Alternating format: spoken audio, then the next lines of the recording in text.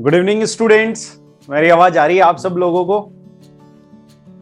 Good evening Divya, Akanksha, Tasneem, very good evening to all of you. तो yes sir बहुत बढ़िया। चलो बहुत अच्छा, आप सब लोगों ने भी ज्वाइन कर लिया है, बाकी सब लोग भी ज्वाइन कर रहे हैं। वेरी ऑडिबल बाबा जी। बहुत दिनों से अपनी मुलाकात नहीं हुई, आज बहुत लंबे समय बाद अपन लोगों की मुलाकात हो रही है वापस से। इस बीच में एक तो वो था कि सिलेबस साइंस का कंप्लीट हो चुका था, उसके जस्ट बाद मेरे को डेंगू फीवर हो गया, तो उसकी वजह से अभी तक मैं थोड़ा पूरी तरह से रिकवर नहीं हो पाया हूँ। We missed you a lot. Okay, thank you. अभी भी देखो एक कैनुला लगा हुआ है, ड्रिप चढ़ती है। लड्डू की आपकी याद आ रही। चलो बहुत बढ़िया। तो अभी तक हमने साइंस के लगभग सारे चैप्टर जो आपके टर्म 1 में आ रहे हैं वो कंप्लीट कर लिए हैं।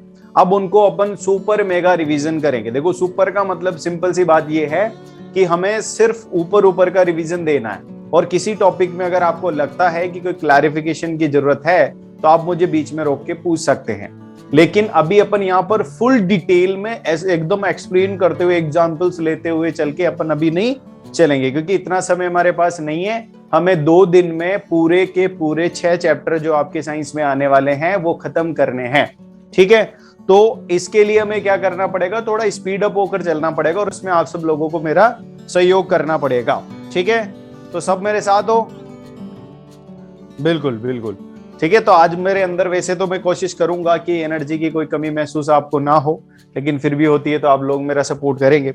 सबसे पहले अपन लाइट चैप्टर के बारे में बात करते हैं। तो लाइट चैप्टर में अपन को 2 बेसिक फिनोमेना पढ़ने होते हैं। एक तो पढ़ना होता है रिफ्लेक्शन, एक होता है रिफ्रैक्शन। ठीक है ना। रिफ्लेक्शन क्या होता है ये आप सब लोग जानते हैं, बिल्कुल भली बात ही जानते हैं कि कोई भी लाइट अगर किसी सरफेस पर स्ट्राइक करती है तो स्ट्राइक करके वापस बाउंस बैक उस मीडियम में हो जाती है, तो उसी को क्या बोलते हैं अपन? रिफ्लेक्शन बोलते हैं। यानी कि एक लाइट रे अगर ऐसे आ रही है तो इस पॉइंट पे टकराकर वापस वो इसी मीडियम में चली जाएगी, that is called reflection of light. ठीक है, अब यहां पर इस रिफ्लेक्शन के कुछ रूल्स होते हैं, जैसे कि जिस पॉइंट पर ये इंसिडेंट होती है उस पॉइंट पर उस सरफेस के, कौन सी सरफेस के? जो इंपार्टिंग सरफेस होती है, ये सरफेस। ठीक है ना। तो उस सरफेस पर जिस पॉइंट पर ये लाइट रे इंसिडेंट होती है उस पॉइंट से उस सरफेस के परपेंडिकुलर एक इमेजिनरी लाइन अपन ड्रॉ करते हैं, that is called as normal. और इस नॉर्मल के साथ ही हम हमेशा सारे एंगल मेजर करते हैं। तो जैसे इंसिडेंट रे ये आ रही है तो इसका इस नॉर्मल के साथ एंगल में मेजर करूंगा तो आई होगा। वैसे जो रिफ्लेक्टेड रे जा रही है उसका मैं यहां पर मेजर करूंगा, उसको मैं आर से डिनोट करूंगा, और मेरा लो जो है किसका? रिफ्लेक्शन का लो, वो कहता है कि ये angle I is always equal to angle R. ठीक है ना, ये है मेरा रिफ्लेक्शन का लो। और दूसरी बात क्या है कि incident ray, reflected ray and normal सारे किस में होते हैं? सेम प्लेन में होते हैं। This is known as the law of reflection. Is it clear to all of you? सबको क्लियर है यहां तक? किसी की किसी प्रकार की दुख दुविधा समस्या तो नहीं है? अगर हो तो बता देना। ठीक है, ओके, चलो आगे चलते हैं। अब इस रिफ्लेक्शन में हम सबसे पहले पढ़ते हैं reflection through plane mirror. Plane mirror से रिफ्लेक्शन पढ़ते हैं। तो प्लेन मिरर से रिफ्लेक्शन पढ़ने में हमें क्या ये इतना इंटरेस्ट क्यों है? तो सबसे पहली बात, हम रिफ्लेक्शन में इतना इंटरेस्ट यूं होता है हमको कि हम रिफ्लेक्शन का मतलब ही इमेज फॉर्मेशन से समझते हैं। इमेज रिफ्लेक्शन मतलब जैसे मान लो एक प्लेन मिरर होता है, आप शक्ल देखने जाते हैं ना, बढ़िया रे बालों को कंघी कर रहे हैं ऐसे ऐसे करके, हीरो बन के चलेगा आज तो भाई क्लास में, ऐसे होता है ना। तो वो जो बालों को कंघी करने जाते हो मतलब आप अपना चेहरा उसमें देखने जाते हो, अपनी इमेज देखने जाते हो। तो image formation is the main point of that. तो कैसे बनती है भैया? यहां पर आप अगर इसको ऑब्जेक्ट मानते हो तो इस ऑब्जेक्ट से मल्टीपल या फिर infinite number of light rays निकलती है किसी भी ऑब्जेक्ट से। लेकिन हमारे बस का नहीं है इनफाइनाइट को समझना। हम सिर्फ 2 लाइट रे लेते हैं, और उन 2 लाइट रेज को हम क्या करते हैं? किसके पास भेजते हैं? प्लेन मिरर पे अपन बात कर रहे हैं तो प्लेन मिरर पे डालेंगे, और यहां पर वही लॉ होल्ड होगा। कौन सा? Law of reflection. जिस एंगल पर आ रही है उसी एंगल पर चली जाएगी, उसी एंगल पर चली जाएगी। लेकिन हमने देखा कि यार ये तो जा रही है, ये तो ऐसे कहीं जा रही है, दुनियादारी में किसी का कोई पता ही नहीं कहाँ जाएगी, कहाँ नहीं मिलेगी, कहाँ मिलेगी, नहीं पता ना ऐसा। तो फिर जब हम इसको इस तरफ से देख रहे होंगे, जब हम इसको इस तरफ से देख रहे होंगे, मेरा चेहरा दिख रहा है सबको, इस तरफ से जब इन लाइट रेज को देख रहे होंगे तो हमको लग रहा होगा कि यार ये जो लाइट रेज आ रही है ना, ये आ रही है ना, ये कहीं से तो आ रही है। मतलब ऐसे अगर कोई लाइट रे आ रही है तो मुझे ऐसा लगेगा कि यार ये कहीं से तो आ रही है, ऐसा कहीं से तो आ रही है। मैं भले ये पार्ट नहीं देख पा रहा हूं इसके पीछे का, सॉरी, भले मैं इसके पीछे का पार्ट नहीं देख पा रहा हूं, लेकिन ये कहीं से तो आ रही है और मैं इसको यहीं पर इमेजिन कर लूंगा, इसका जो सोर्स पॉइंट है वो यहां पर इमेजिन कर लूंगा। ठीक है, तो यहां पर इमेजिन करूंगा, इस वजह से कैसी हो जाएगी, इमेजिनरी इमेज बन जाएगी या फिर वर्चुअल इमेज बन जाएगी। तो इसी प्रकार यहां पर हम बात करें प्लेन मिरर में तो कैसी इमेजेस बनती है, कमेंट में फटाफट डालो। Do all mirror form laterally inverted image? बिल्कुल भैया, कमेंट में डालो कि प्लेन मिरर में कौन कौन सी क्या क्या इसकी इमेज की वो रहती है, कैरेक्टरिस्टिक्स रहती है, फटाफट बताओ। वर्चुअल, इरेक्ट और वर्चुअल एंड इरेक्ट, बिल्कुल सही है। और सेम साइज की होती है, सेम साइज की, ऑलवेज सेम साइज की इमेज बनती है और सेम डिस्टेंस पर बनती है। ठीक है ना, सेम साइज सेम डिस्टेंस, जितनी डिस्टेंस पर मिरर से ऑब्जेक्ट है in front of the mirror उतना ही डिस्टेंस पर बिहाइंड द मिरर क्या होगी, इमेज होगी। ठीक है ना, यानी कि अगर हम मैग्नीट्यूडली बात करें तो u is equal to v होता है, लेकिन एक डिस्टेंस मिरर के फ्रंट में होती है और एक बैक में होती है, इस वजह से उनके बीच में साइन माइनस का आ जाता है। ठीक है, ओके भैया, बिल्कुल। तो इतनी सी बात अपने को यहां करनी थी। अब अपन आ जाते हैं रिफ्लेक्शन में थोड़ा और आगे, स्फेरिकल मिरर्स पे आ जाते हैं। प्लेन मिरर पढ़ लिया, अब स्फेरिकल मिरर्स पे आ जाते हैं। तो स्फेरिकल मिरर्स क्या होता है भैया, नाम से पता चल रहा है, स्फेरिकल मिरर मींस स्फीयर का कोई पार्ट होगा, तो स्फीयर का कोई कट पार्ट होगा जिसको हम स्फेरिकल मिरर बोलेंगे। अगर उसका इनवर्ड, अगर उसका अंदर दसा हुआ पार्ट, कौन सा पार्ट, इनवर्ड पार्ट यानी अंदर दसा हुआ पार्ट रिफ्लेक्शन का काम करता है, तो मैं उसको बोलूंगा कि ये एक केव की तरह है। किसकी तरह, केव की तरह। और ऐसे मिरर को मैं क्या बोलता हूं, कॉनकेव मिरर। कौन सा मिरर बोलता हूं, कॉनकेव मिरर। यानी कि if inward part of the reflecting surface, inward part of the spherical mirror is acting as the reflecting surface, it is known as concave mirror। ठीक है, सब लोगों को क्लियर है ये बात। वैसे ही देखो, यहां पर थोड़ा सा स्पीड अप होना हमारे लिए जरूरी है। वैसे ही अगर इसका बाहर उभरा हुआ पार्ट है, आउटवर्ड पार्ट, आउटवर्ड पार्ट अगर ये रिफ्लेक्शन का काम करेगा, ये रिफ्लेक्टिंग सरफेस की तरह काम करेगा, तो फिर इसको क्या बोलेंगे अपन, इसको बोलेंगे अपन कॉन्वेक्स मिरर। कौन सा mirror, convex mirror, that is just opposite to the concave mirror. Is it clear to all of you? किसी को किसी प्रकार की दुख दुविधा कष्ट तो नहीं है भैया, है तो बता देना। ओके, वैसे भी मेरे लाल लाली बहुत ही ज्यादा इंटेलिजेंट है, उनको कोई समस्या तो होने वाली नहीं है। और टर्म 1 का एग्जाम आ चुका है तो बहुत सारा कुछ पढ़ा लिखा कर सब लोग तैयार है, पढ़ लिख कर। ठीक है, तैयार हो। ऐसा तो किसी को नहीं लग रहा है कि यार कुछ मतलब छूट गया है, ऐसा लग रहा है कि कैसे हो पाएगा एग्जाम में, क्या होगा क्या नहीं होगा, ऐसा लग रहा है कि किसी को, या फिर रेडी हो?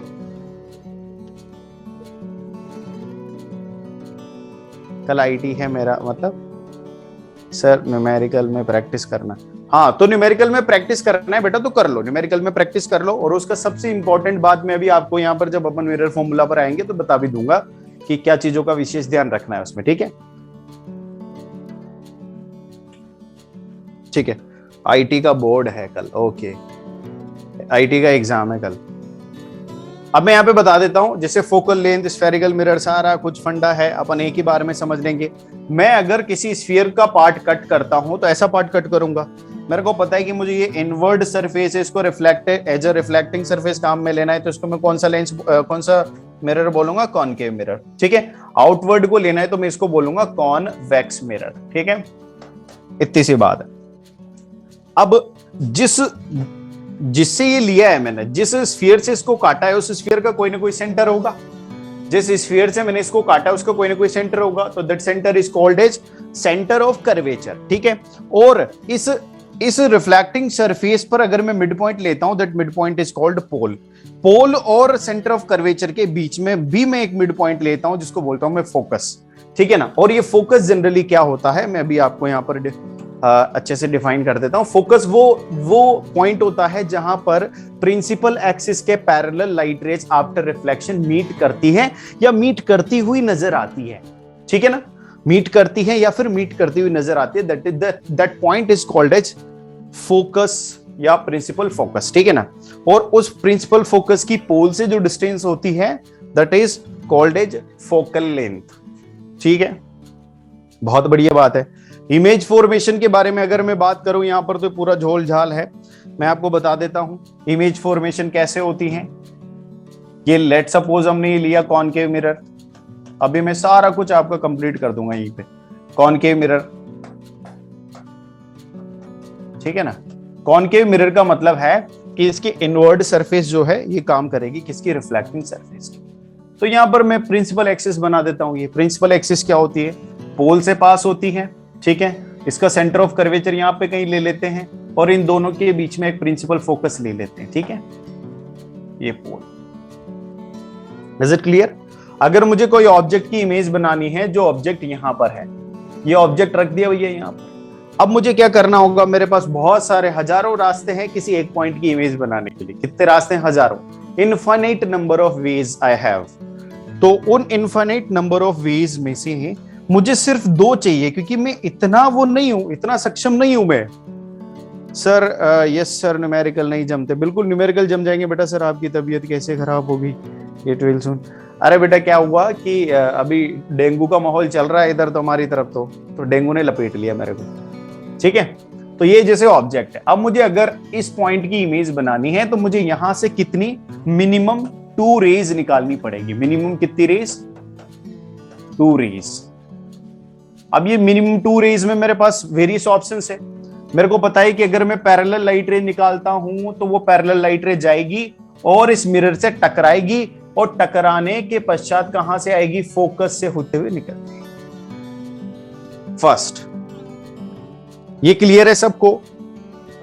पहला हो गया रिफ्लेक्शन। मुझे दूसरी बात और पता है, मुझे पता है कि जैसे मैंने ऐसे पैरेलल इसको डाला तो ये फोकस से जाती है। अगर मैं इसका उल्टा करूं, मैं अगर इसको फोकस से पास कराऊं यानी फोकस से इंसिडेंट कराऊं, तो ये आफ्टर रिफ्लेक्शन पैरेलल हो जाती है।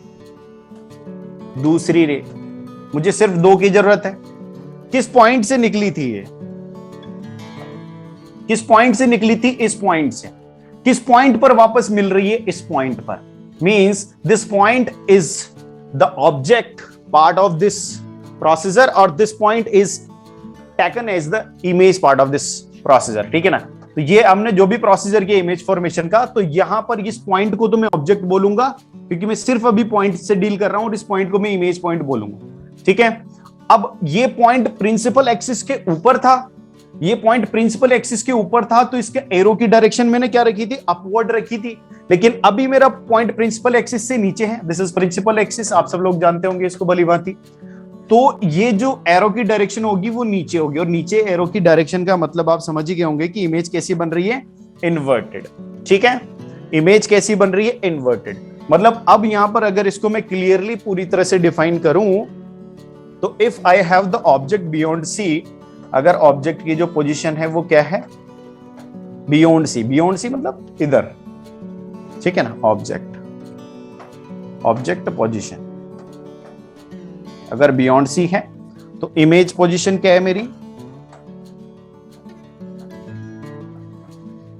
इमेज पोजीशन है मेरी C and F, between C and F. C and F मतलब centre of curvature and focus, ठीक है। और इमेज कैसी बन रही है, रियल बन रही है, क्योंकि वास्तव में लाइट रेज आके इंटरसेक्ट कर रही है, यानी कि इमेज बनेगी रियल बट इन्वर्टेड, यानी उल्टी। कैसी बन रही है, inverted. Is it clear to all of you, clear है ये सबको, किसी को किसी प्रकार का कोई कष्ट तो नहीं है।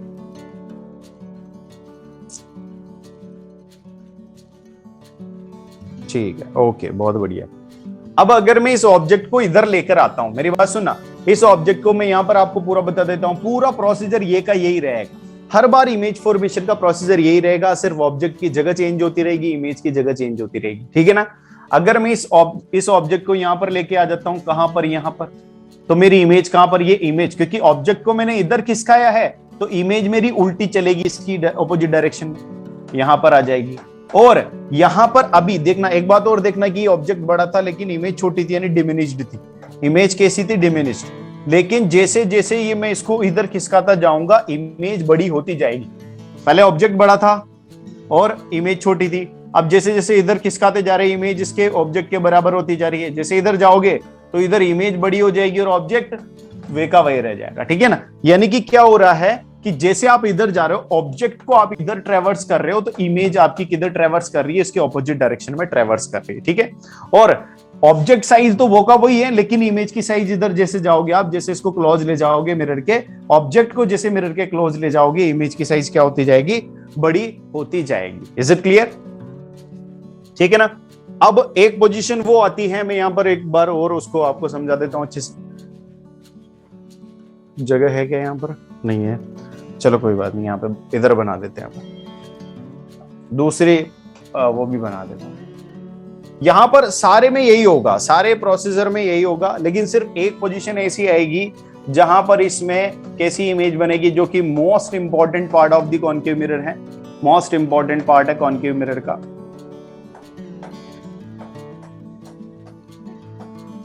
मोस्ट इंपॉर्टेंट पार्ट है ये प्रिंसिपल एक्सिस है। यहां पर कहीं पोल होता है, यहां पर कहीं फोकस होता है, यहां पर कोई सेंटर ऑफ कर्वेचर होता है।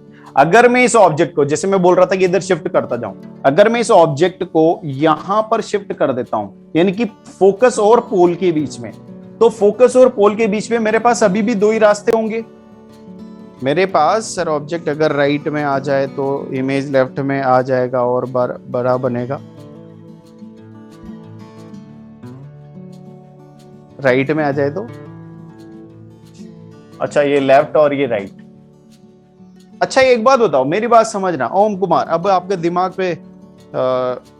पे मैं मतलब बिल्कुल जो है ना काबिले तारीफ बात करी है आपने। ये बताओ कि मैं ऑब्जेक्ट को यहां पर रख दूंगा तो रिफ्लेक्शन होगा या नहीं होगा? कितने अभी लोग आंसर करना। If object is put somewhere here, ठीक है ना, ऑब्जेक्ट मैंने यहां पर रखा है, कॉनकेव मिरर ही है, अब बताओ इसका इमेज बनेगा या नहीं बनेगा? आंसर करना। दीपिका बोल रहे बनेगा, स्कारलेट बोल रहे नहीं बनेगा, दिव्या बोल रहे नहीं बनेगा। No sir, no sir, no sir, नहीं नहीं नहीं। ओम कुमार आप बताओ। वर्टिकल इमेज बनेगी, वाह अति वाह, बनेगा, सही बात है, इन्होंने बनाया प्रैक्टिकली ऐसा करके। अच्छा एक बात सुन लो, इधर जब भी हम मिरर की बात करते तो ये पार्ट मैंने पॉलिश कर दिया है भैया। ये पार्ट इस तरह से पॉलिश किया है कि यहां पर जो लाइट रे आ रही होगी वो कंप्लीटली एब्जॉर्ब हो जाएगी, समझ गए, इससे रिफ्लेक्ट होगी नहीं। तो ये मेरी रिफ्लेक्टिंग सरफेस है ही नहीं, it is not a reflecting surface, not a reflecting surface. जब यहां पर रिफ्लेक्टिंग सरफेस है ही नहीं तो रिफ्लेक्शन किस बात का होगा? जब रिफ्लेक्शन ही नहीं होगा तो इमेज कैसी बनेगी यार? अपना दिमाग क्यों दौड़ाते हो इतना ज्यादा? तो फिर किस टाइप की इमेज बनने वाली है? कोई बोल रहा है वर्टिकल इमेज बनेगी। वर्टिकल किस टाइप की वर्टिकल इमेज? ये कहां से नई कैटेगरी ला दी है वर्टिकल इमेज? तो हमेशा मिरर के फ्रंट में ऑब्जेक्ट रहेगा, मिरर के फ्रंट में, तब जाकर इमेज बनेगी उस ऑब्जेक्ट की, है कि नहीं? अभी एक बात बताओ, आप, ये जो मिरर होता है, हमारे यहां पर भी मिरर है, ऐसा मैं आपको दिखा देता हूं।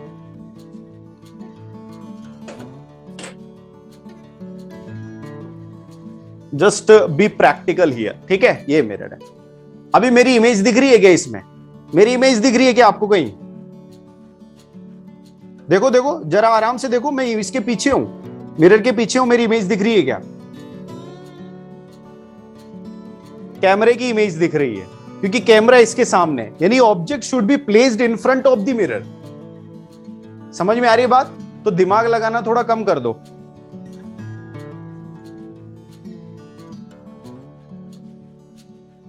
अभी फंडा क्लियर हो गया?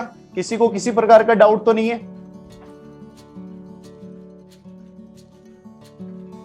क्लियर है ना? ओम कुमार जी क्लियर है भैया? आपका डाउट था वो, ठीक है। मतलब ये होगा, अभी अपन जिस पे चल रहे थे, पता नहीं मैं कहां रख के आ गया, क्या रख के आ गया, एक सेकेंड।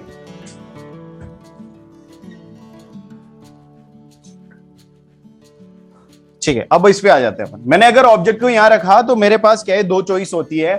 दो ही लाइट रे मुझे निकालनी होती है। एक तो मैं पैरेलल लाऊंगा तो पैरेलल का मुझे पता है कि आफ्टर रिफ्लेक्शन कहां से जाएगी, फोकस से चली जाएगी, चल गई, ठीक है। दूसरी मेरे पास एक और ये रास्ता होता है, क्योंकि फोकस से तो अब मैं गुजारूंगा नहीं क्योंकि पीछे वाला सीन हो जाएगा, तो मैं जिस एंगल पर ये पोल पर इंसिडेंट होगी उतने ही एंगल पर आपको पता है कैसे लाइट रे चली जाती है, ठीक है ना। ये थोड़ी सी डाइवर्जिंग जाएगी, मैंने अच्छे से बनाया नहीं इसको, ऐसे जाएगी ऐसे, ठीक है। तो फिर ये मुझे क्या करना पड़ेगा कि मुझे पता है ये आपस में कभी मिलेंगी नहीं, मैं इसको इधर से देखूंगा, इधर से देखूंगा तो मुझे लगेगा कि ना भाई ना, ये तो ना मिलने वाली, तो इनको मैं पीछे की तरफ देखूंगा अगर तो ये कहीं मिलती हुई नजर आएगी, मुझे ऐसा लगेगा, लगेगा, सिर्फ लगेगा। तो ये जो बनेगी इमेज, ये कैसी इमेज बनेगी, बिहाइंड द मिरर ये इमेज बनेगी और वर्चुअल इमेज बनेगी। कैसी बनेगी, बिहाइंड द मिरर और वर्चुअल, ठीक है ना।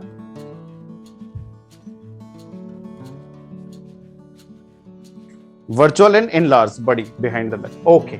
बस ये केस होता है, ये मोस्ट इंपॉर्टेंट केस है, स्टार मार्क केस है। इसमें आपसे पूछ लिया जाता है कि वो कौन सी पोजीशन होती है जब कॉनकेव मिरर एक वर्चुअल इन इरेक्ट इमेज बनाता है। तो जब ऑब्जेक्ट कहां पर होना चाहिए उस ऐसे केस में, object should be placed between focus and pole, ठीक है। हाँ, सेंटर से भी निकाल सकते हो, कोई दिक्कत नहीं है। देखो इट्स योर चॉइस, आप कहीं से भी ला सकते हो, कितने भी आपके पास ऑप्शंस है। ये फिर मैं इन्वर्टेड, इनलार्ज, इरेक्ट, विरेक्ट, ये सारा फंडा आपको पता ही है, इनको बताने में कोई दिक्कत ही मतलब जरूरी नहीं है। ये सारे इमेज फॉर्मेशन में ये मैंने फोकल प्लेन के बारे में सब लोग जानते हैं। जैसे मैंने बताया था कि जैसे लाइट रेज अगर पैरेलल आती है तो वो क्या होती है, एक फोकस से गुजरती है, एक पॉइंट से गुजरती है जिसको हम फोकस बोलते हैं। लेकिन ये प्रिंसिपल एक्सिस के भी पैरेलल होनी चाहिए। लाइट रे 1, लाइट रे 2 एंड प्रिंसिपल एक्सिस सारे आपस में एक दूसरे के पैरेलल है। लेकिन अगर लाइट रेज दो लाइट रेज आपस में तो पैरेलल हैं, लेकिन इस प्रिंसिपल एक्सिस से पैरेलल नहीं है, तो ऐसे केस में वो उस प्लेन पर ही, कौन से प्लेन पर, जिस प्लेन पर ये प्रिंसिपल फोकस लाई करता है ना, उसी प्लेन पर ये इंटरसेक्ट करती है, और that plane is also known as focal plane, ठीक है ना। समझ में आ रही है बात। तो फोकल प्लेन का कॉन्सेप्ट आप लोग समझ गए होंगे। अब वो सारी पोजीशंस में यहाँ पे आपको रिमाइंड करा देता हूं, एक बार रिवाइज करा देता हूं क्या क्या है। अगर इन्फिनिटी पर आपका ऑब्जेक्ट होता है, किसके बात कर रहे हैं अपन, कॉनकेव मिरर की। अगर कॉनकेव मिरर पे इमेज फॉर्मेशन देखना है तो इन्फिनिटी पर आपका अगर ऑब्जेक्ट होता है तो आपकी इमेज बनती है कहां पर, फोकस पर, और हाईली डिमिनिश्ड बनेगी और पॉइंट साइज्ड बनेगी, बिल्कुल सही बात है। और रियल एंड इन्वर्टेड बनेगी। रियल क्यों बनेगी, क्योंकि वास्तव में मिलेगी, ठीक है। और इन्वर्टेड वो उसकी ऐसी नेचर होती है, ठीक है। अब बियॉन्ड सी यानी इन्फिनिटी से थोड़ा सा इसको इधर खींच लिया, इन्फिनिटी ज्यादा दूर हो गया, उससे थोड़ा सा पास खींच लिया, लेकिन सी और एफ, सी मतलब सेंटर ऑफ कर्वेचर और इन्फिनिटी के बीच की बात है, अभी बियॉन्ड सी वाली बात है। तो उसमें अगर ऑब्जेक्ट को रखा है तो आपकी इमेज कहां बनेगी, जो मैंने बना के बताई थी, एफ एंड सी के बीच में। डिमिनिश्ड बनती है, छोटी बनती है, रियल एंड इन्वर्टेड बनती है। अब ऑब्जेक्ट धीरे धीरे मिरर के क्लोज शिफ्ट होता जा रहा है। जैसे सी पर हुआ तो सी पर बनी, सेम साइज की बनी, रियल एंड इन्वर्टेड। और ज्यादा पास गया, between C and F, beyond C बनेगी, इनलार्ज बनेगी, रियल एंड इन्वर्टेड। यानी कि जैसे जैसे उसके पास जाता जाएगा इमेज की साइज थोड़ी, जैसे पॉइंट साइज से डिमिनिश से सेम साइज से थोड़ी इनलार्ज, फिर हाईली इनलार्ज, ठीक है, ऐसे बढ़ती जाएगी।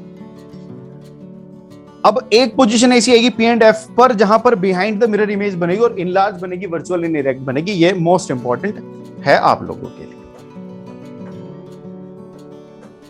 ठीक है। सर इमेज मतलब नहीं समझते। इमेज मतलब है जो ऑब्जेक्ट होता है, ऑब्जेक्ट से आने वाली लाइट रेज आफ्टर रिफ्लेक्शन जिस पॉइंट पर मीट करती है या फिर जिस पॉइंट पर मीट करती हुई नजर आती है, जिस पॉइंट से मीट करती हुई नजर आती है, ऐसा कुछ, ठीक है, ओके। अब ऐसा ही सेम कॉन्वेक्स का है ये। कॉन्वेक्स में क्या होगा, देखो कॉन्वेक्स का बता देता हूं मैं। ऐसा वाला सीन होता है, यहां पर आप ऑब्जेक्ट को कहीं भी रख दो, ऑब्जेक्ट को आप कहीं भी रख दो, हमेशा आपकी इमेज कैसी बननी है, वर्चुअल बननी है, वर्चुअल और डिमिनिश्ड, ठीक है ना। तो ऑब्जेक्ट को आप कहीं भी रख दो, वर्चुअल और डिमिनिश्ड इमेज बननी है। इसलिए ये सारा सिस्टम सिर्फ दो लाइन में, दो इसमें समाप्त हो जाता है। Which can be taken on screen. देखो real image can be taken on the screen. Real image वो इमेज होती है जो वास्तव में लाइट रेज जहां पर मीट करती है, और इसको हम स्क्रीन पर ऑब्टेन कर सकते हैं। अभी जो आप देखते हो ना मिरर में, जो मिरर में देखते हो ये इमेज, ये वर्चुअल इमेज है, लेकिन आप चाह कर भी इसको ना किसी पर्दे पर नहीं प्राप्त कर सकते। पर्दा मींस स्क्रीन जैसे, और रियल इमेजेस क्या होती हैं जिनको आप स्क्रीन पर ऑब्टेन कर सकते हो। जैसे सिनेमा हॉल्स में जाते हो आप, वहां पर स्क्रीन पर ही तो सारी इमेज ऑब्टेन होती है आपकी। ठीक है, ओके। अब हम यहाँ पर यूजेस ऑफ कॉनकेव मिरर के बारे में बात करें तो इनकी एक छोटी सी ट्रिक मैंने आपको पहले भी बताई थी। हेलो दोस्तों, सुबह शाम ट्राई करो। हेलो मतलब हेडलाइट, दोस्तों मतलब डॉक्टर्स मिरर, फलाना ठिकाना, सुबह शाम का शेविंग मिरर, शाम का सोलर ओवन, ट्राई का टॉर्च, ठीक है ना, करो का फर्जी में, ठीक है, ओके। हाँ, कॉन्वेक्स मिरर के यूजेस में अगर मैं आपको बात करूं तो ये as a rear view mirror भी यूज होता है। ठीक है, क्यों होता है? क्योंकि इसका वाइड व्यू होता है, वाइड रेंज ऑफ व्यू होता है, यानी कि ये बहुत ज्यादा एरिया को कवर कर सकता है, इसलिए इसका यूज होता है। जैसे टर्न्स पे भी होता है, बहुत सारे टर्न्स होते हैं वहां पर भी होता है, क्योंकि टर्न्स पे हमको शार्प टर्न्स पे दिखता नहीं है, तो दिखने के जब नहीं दिखता है तो ऐसा हम वहां पे कॉन्वेक्स मिरर लगा देते हैं, जिससे वो इधर वाले और इधर वाले दोनों पोर्शन को कवर कर लेता है और हम इजीली देख पाते हैं, नेविगेट कर पाते हैं। ठीक है, ओके। अब अपन यहां पर साइन कन्वेंशन में आ जाते हैं मिरर्स पे। अब आता है हमारा numerical part of the mirror formula. ठीक है, क्लियर है भैया सबको? यहां तक किसी को कोई तकलीफ है क्या? बता दो पर।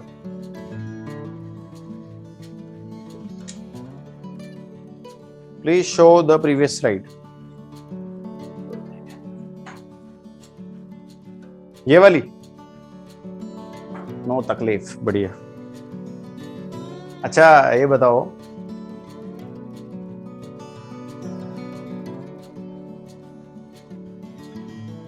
Use of concave mirror, concave mirror को बताना है। कहां गए ये? लो अभी ठीक है दिव्या?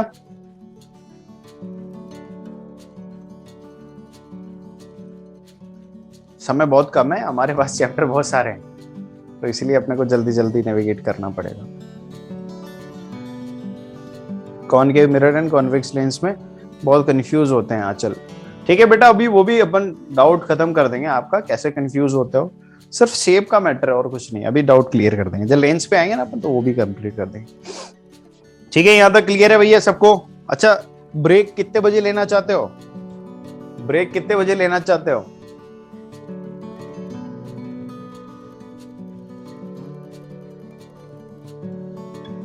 No break?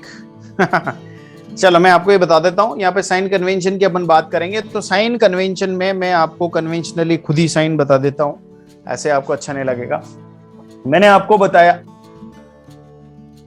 आपको बताया कि हमेशा कोई भी टाइप का मिरर ले लो, आप कोई भी टाइप का मिरर ले लो। जैसे लेट सपोज यहाँ पर कॉनकेव मिरर है, तो कॉनकेव मिरर में भी आपको ऑब्जेक्ट को कहां रखना पड़ेगा?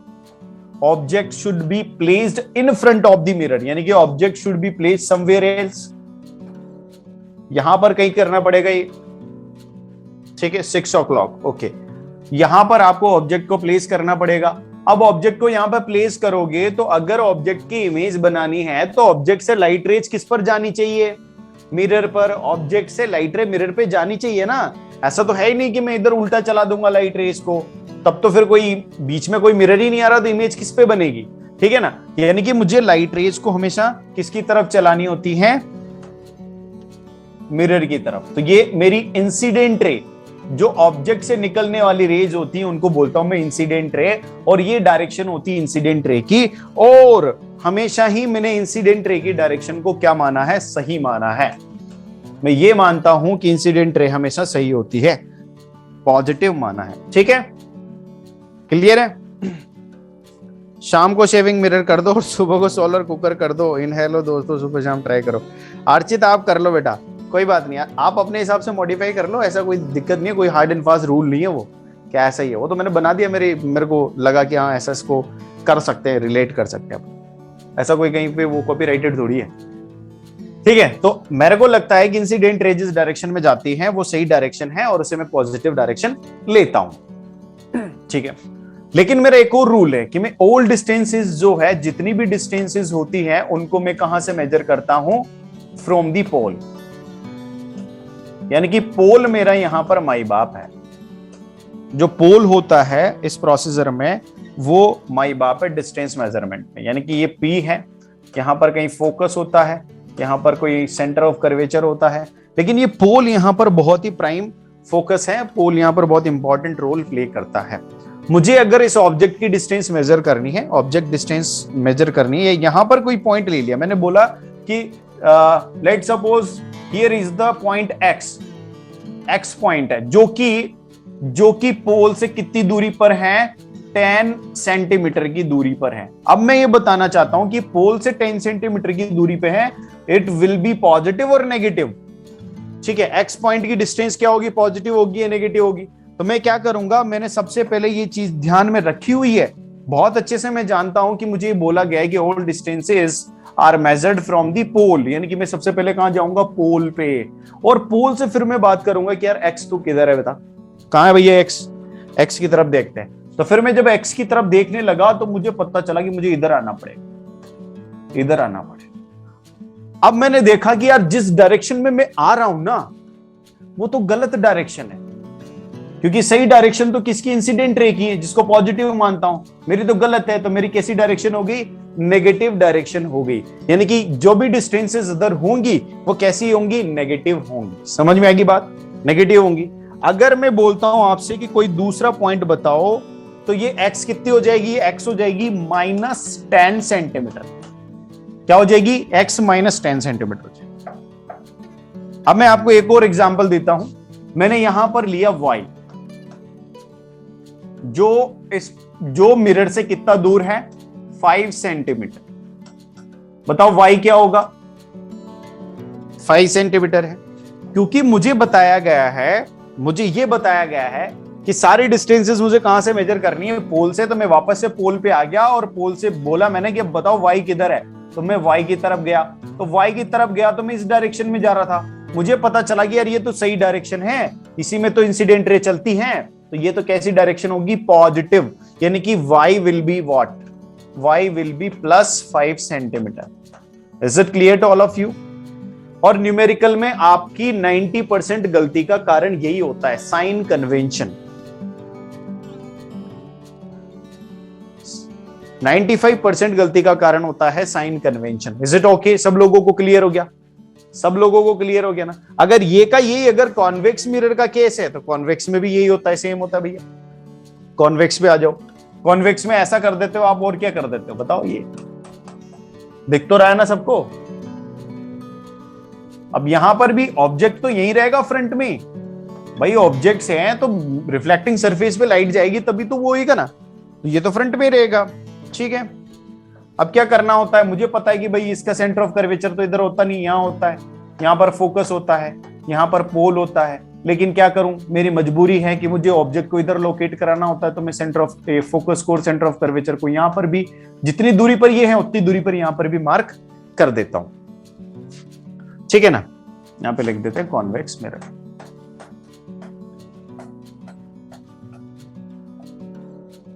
अब मुझे क्या करना है, मुझे पता है कि यहां से जो लाइट रेज जाएगी वो मिरर की तरफ जाएगी, और मुझे पता है कि लाइट रेज जो इंसिडेंट लाइट रेज होती है वो हमेशा सही होती है, यानी कि वो पॉजिटिव होती है। बिल्कुल सही बात है। अगर मैं यहां पर भी मैं वही काम करूं, देखना यहां पर भी मैं वही काम करूं कि मुझे यहां पर कोई पॉइंट मिल गया x, जो यहां से 5 सेंटीमीटर दूरी पर है मिरर से। ठीक है, 5 सेंटीमीटर, तो ये x क्या हो जाएगी बताओ, पॉजिटिव और negative. x will be what,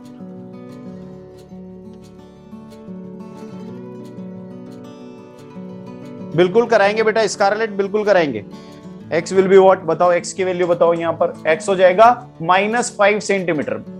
क्यों हो जाएगा, क्योंकि मुझे सारी डिस्टेंसेस कहां से मेजर करनी है, पोल से मेजर करनी है। और मैं पोल पर आऊंगा और पोल से देखूंगा x की तरफ, तो मुझे हमेशा लगेगा कि यार मैं तो उल्टा चल रहा हूं, मैं तो इसकी ऑपोजिट डायरेक्शन में चल रहा हूं, उल्टा चल रहा हूं। ठीक है ना। अगर वही कहीं मैं यहां पर एक y पॉइंट लोकेट करूं तो y पॉइंट के लिए मुझे इधर जाना पड़ेगा, और मुझे लगेगा ये दोनों सेम डायरेक्शन है। ये अगर 10 सेंटीमीटर है तो ये y हो जाएगा मेरा +10 सेंटीमीटर। Is it clear. ठीक है, दोनों केस में क्लियर है। यानी कि हमेशा डिस्टेंसेस के बारे में मैं बात करूं, ये लेफ्ट है और ये राइट है, तो लेफ्ट में तो नेगेटिव होगी और राइट में क्या हो जाएगी, पॉजिटिव हो जाएगी। ध्यान देना, दोनों केस में यही हो रहा है। ये लेफ्ट है, राइट है, तो ये नेगेटिव हो जाएगी, राइट में क्या हो जाएगी, positive. Right is always right, right means positive. ठीक है, अब अगर मैं इसके बारे में और बात करूं, हमने देखा है कि ये प्रिंसिपल एक्सिस होती है। प्रिंसिपल एक्सिस के ऊपर की सारी डिस्टेंसेस में क्या ले लूंगा, पॉजिटिव ले लूंगा। मतलब मुझे बोला गया है कि height of the object is 5 centimetre, तो ऑब्जेक्ट को तो मैं हमेशा प्रिंसिपल एक्सिस के ऊपर ही रखूंगा। ऑब्जेक्ट को मैं हमेशा प्रिंसिपल एक्सिस के ऊपर ही रखूंगा। आपकी क्लास में कभी आपको ये नहीं बोलेगा कि भैया प्रिंसिपल एक्सिस के नीचे रख के बताओ ऑब्जेक्ट को, नहीं, ऊपर रखना है। यानी कि height of the object is always positive. ठीक है, और इमेज अगर बात करते, देखो इमेज डिपेंड करता है कि कैसी बनती है। इमेज अगर इन्वर्टेड बनती है तो इन्वर्टेड का मतलब है कि इमेज कहां बनेगी, प्रिंसिपल एक्सिस के नीचे, तो नेगेटिव हो जाएगी। अगर इरेक्ट बनती है तो इमेज कहां बनेगी, ऐसे प्रिंसिपल एक्सिस के ऊपर, तो पॉजिटिव हो जाएगी। यानी कि इरेक्ट इमेज क्या हो जाएगी, पॉजिटिव हो जाएगी। सॉरी, इरेक्ट इमेज जो होगी वो कैसी हो जाएगी, height of the image erect की पॉजिटिव हो जाएगी। लेकिन अगर मैं इन्वर्टेड इमेज की बात करूं, इन्वर्टेड इमेज की, तो हाइट ऑफ इमेज क्या हो जाएगी, नेगेटिव। ठीक है, but height of the object is always positive. अभी क्लियर है सबको? किसी को किसी प्रकार का कष्ट तो नहीं है भैया? क्लियर है ना?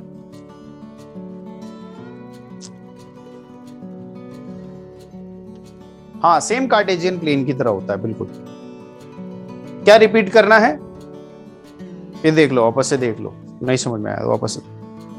हाइट्स, ठीक है, हाइट्स में मैं ये बता देता हूं। मैंने बोला कि ऑब्जेक्ट हमेशा मुझे प्रिंसिपल एक्सिस के ऊपर लेना होता है। ऑब्जेक्ट हमेशा प्रिंसिपल एक्सिस के ऊपर लेना होता है, और प्रिंसिपल एक्सिस के ऊपर की सारी डिस्टेंसेस में पॉजिटिव लेता हूं। ठीक है, अब इमेज का केस होता है, क्योंकि इमेज ऑब्जेक्ट तो हमेशा ही पॉजिटिव ही रहेगा, क्योंकि प्रिंसिपल एक्सिस के ऊपर लेना है। लेकिन इमेज कभी इन्वर्टेड बनती है और कभी इरेक्ट बनती है।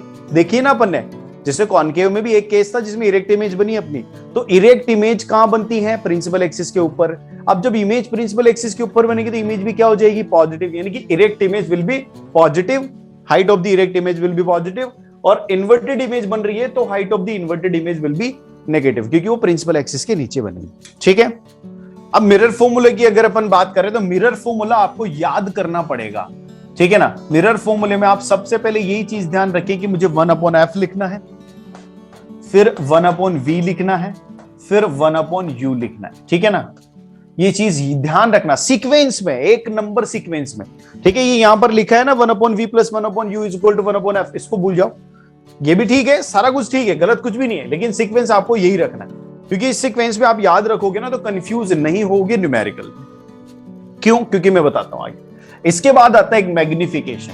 मैग्निफिकेशन का मतलब है कि भैया इमेज कितने गुना बन रही है ऑब्जेक्ट की, तो कौन, image, height of the image किसकी, ऑब्जेक्ट की कितने गुना। ये हमेशा यही रहेगा, हमेशा यही रहेगा, ये HI/H0। लेकिन अगर इसमें मैं रिलेशन बनाता हूं किसके साथ, V और U में, V और U में भी अगर रिलेशन बनाता हूं मैं, क्योंकि आप देख रहे होगे, अभी मैं बता देता हूं, आप बोलोगे कि सर V और U में रिलेशन की जरूरत क्या पड़ी जब H और HI और HO में थी। तो मैंने आपको एक चीज बताई थी इमेज फॉर्मेशन में, मैंने बताया था कि जैसे जैसे ऑब्जेक्ट किसकी तरफ जा रहा है, मिरर की तरफ जा रहा है, जैसे जैसे ऑब्जेक्ट मिरर की तरफ जा रहा है इमेज बड़ी होती जा रही है। यानी कि अगर ऑब्जेक्ट डिस्टेंस घट रही है तो इमेज डिस्टेंस बढ़ रही है, साथ के साथ ऑब्जेक्ट की comparatively height of the image भी बढ़ रही है। यानी कि इनमें कुछ ना कुछ रिलेशन है। भाई इमेज बड़ी क्यों होती जा रही है, इमेज तो छोटी थी तो छोटी रहे ना, दूरी कम ज्यादा हो रही है ना। भाई ऑब्जेक्ट इधर शिफ्ट होने से इमेज की हाइट पे क्या प्रभाव पड़ना चाहिए, नहीं पड़ना चाहिए, लेकिन पड़ रहा है, यानी कि कुछ ना कुछ तो संबंध है। तो वही संबंध मुझे यहां पर लिखना पड़ेगा। कहां गया वो संबंध, ये तो यहां पर संबंध क्या होता है, -v/u, ध्यान रखिएगा। यानी कि ये पूरा मिरर का कच्चा चिट्ठा है, मिरर का कच्चा चिट्ठा सिर्फ यही है।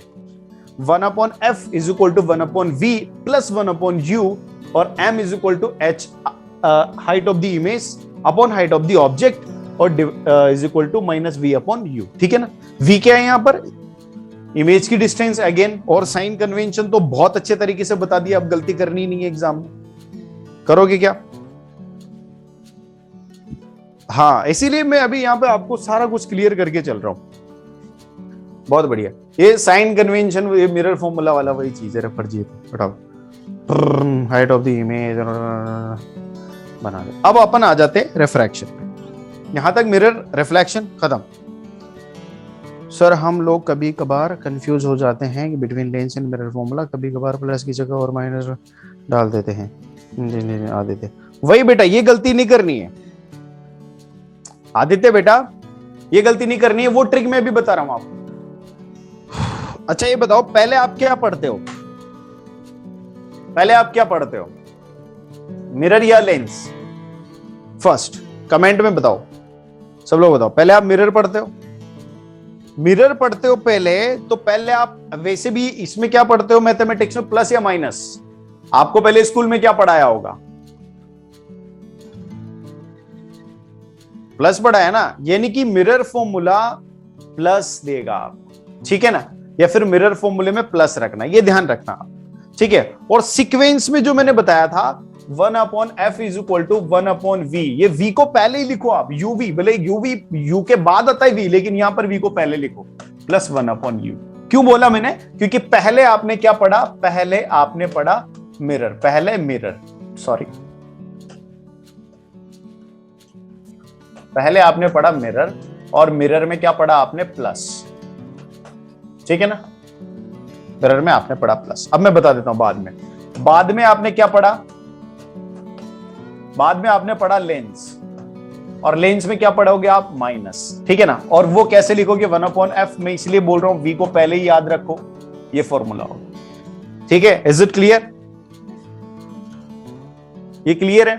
पहले आपने मिरर पढ़ा, मिरर में पहले सबसे पहले आप प्लस पढ़ते हो, प्लस पढ़ते हो तो ये आता है, बाद में आप माइनस पढ़ते हो तो ये आता है, ठीक है ना? अब मिरर फॉर्मूले में भी अगर आप चलोगे, क्योंकि आपको पता है यहां पर प्लस है, देखो ये m तो दोनों जगह ही सेम रहेगा, ये चीज मैं बता रहा हूं दोबारा से आपको। m यहां पर भी यही होगा, मैग्निफिकेशन यहां पर भी, कहां चला गया भैया? मैग्निफिकेशन यहां पर भी वही होता है, इसमें कोई छेड़खानी नहीं करना। लेकिन जब v और u का रिलेशन, क्योंकि फेर बदल यहां पर v और u में हो रहा है, फेर बदल v और u में हो रहा है, यहां पर अगर आपने प्लस देखा है तो इसके मैग्निफिकेशन में माइनस आएगा। ध्यान देना है, रिलेट करना इस चीज को। मैग्निफिकेशन हाइट ऑफ इमेज और ऑब्जेक्ट में कोई चेंज नहीं करना, फेर बदल सिर्फ v और u में हो रहा है तो यहां पर प्लस आएगा। कहां यार क्या हो जाता है, ठीक है ना? अभी सबको समझ में आ गया? अब नहीं होएगा मिरर फॉर्मूले में और लेंस फॉर्मूले में कोई तकलीफ? अनुराधा बेटा, Aditya, Divya, is it clear to all of you? Magnification repeat, मैंने बोला मैग्निफिकेशन में जो छेड़खानी होती है वो इसके साथ कभी मत करना। m is equal to height of the image upon height of the object ही होएगा, ठीक है?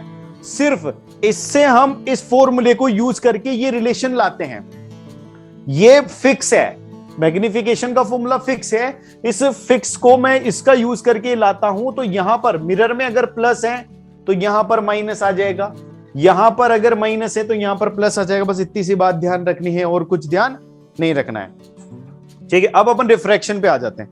रिफ्रैक्शन का मतलब क्या होता है मैं आपको बता देता हूं।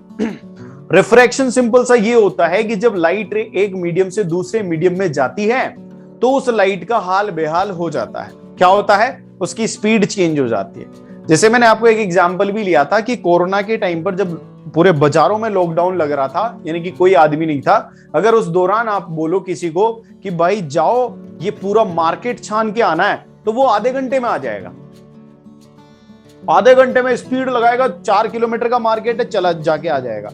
लेकिन अगर अब उसको बोलो तो नहीं कर पाएगा, क्योंकि अभी उसको रोकने वाले बहुत सारे, क्योंकि वहां पर जो मार्केट का मीडियम है दैट बिकम डेंसर। कैसा हो गया? डेंसर हो गया। तो यानी कि क्या हो रहा है कि जब एक रेरर मीडियम से जब डेंसर मीडियम में लाइट रे जाती हैं तो उसमें उसको रोकने वाले कई लोग हो जाते हैं, तो उसकी स्पीड कम हो जाती है। सिंपल सी बात ये है। और वो क्यों होती है? ऑप्टिकल डेंसिटी ज्यादा होने की वजह से। समझ में आ रही है ये बातें? तो क्लियर है, चलो इनको तो कोई दिक्कत नहीं। अब आपको मैं रिफ्रैक्टिव इंडेक्स समझा देता हूं। मैंने बोला कि ऑप्टिकली डेंसर, ध्यान देना, ऑप्टिकली डेंसर, ऑप्टिकली डेंसर आपके पास आपने देखा होगा बहुत सारे मटेरियल होते हैं, भाई मटेरियल तो ये भी है, डेंस तो ये भी है, लेकिन इसके आर पार थोड़ी देख सकता हूं मैं, नहीं देख सकता ना, because it is not transparent material. तो मैं यहां पर उन मटेरियल्स की बात करूंगा जो ऑप्टिकली ट्रांसपेरेंट है। सबसे पहली बात, जो ऑप्टिकली ट्रांसपेरेंट है, और ट्रांसपेरेंट मतलब जिनमें लाइट आर पार हो सकती है। अब उनमें जिनमें लाइट आर पार हो सकती है उनमें कुछ डेंस होंगे, कुछ रेयर होंगे, यानी कि कुछ ज्यादा घनत्व वाले होंगे, ज्यादा डेंसिटी वाले होंगे, कुछ कम डेंसिटी वाले होंगे। ठीक है, तो यहां पर हम बात करते हैं जब ऑप्टिकली डेंसर मीडियम होता है, यानी कि जिसकी डेंसिटी ज्यादा होती है, यही होता है ऑप्टिकली डेंसर का मतलब। उसके अंदर बहुत सारे पार्टिकल पास पास होते हैं, तो वो क्या करेगा, लाइट को रोकेगा।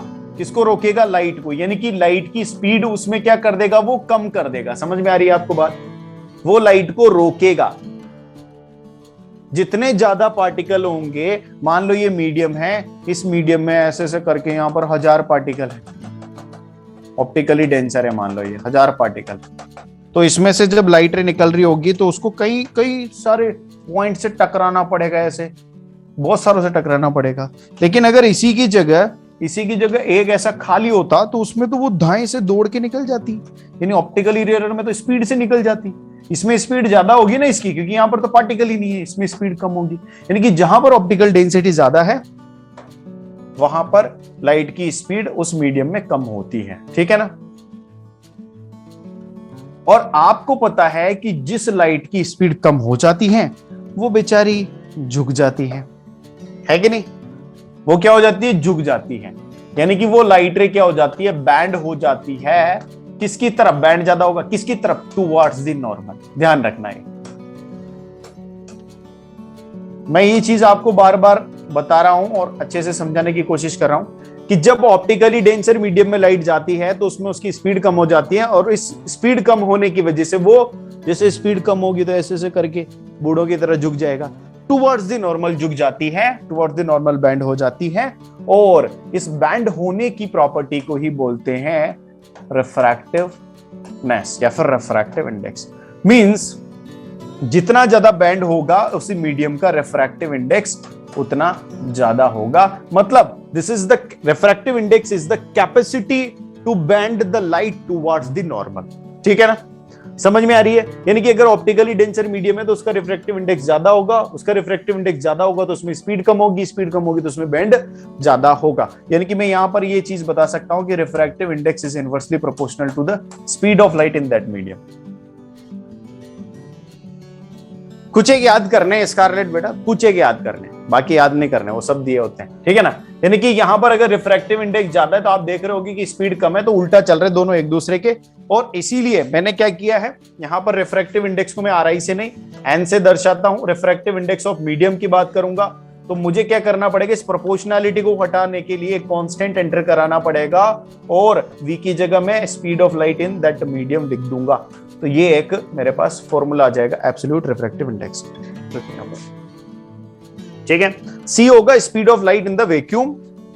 हाँ, लोज पर भी आएंगे, बिल्कुल बिल्कुल आएंगे भैया, लोज पर speed of light in the vacuum होगा c, और vm होगा speed of light in the medium. ठीक है?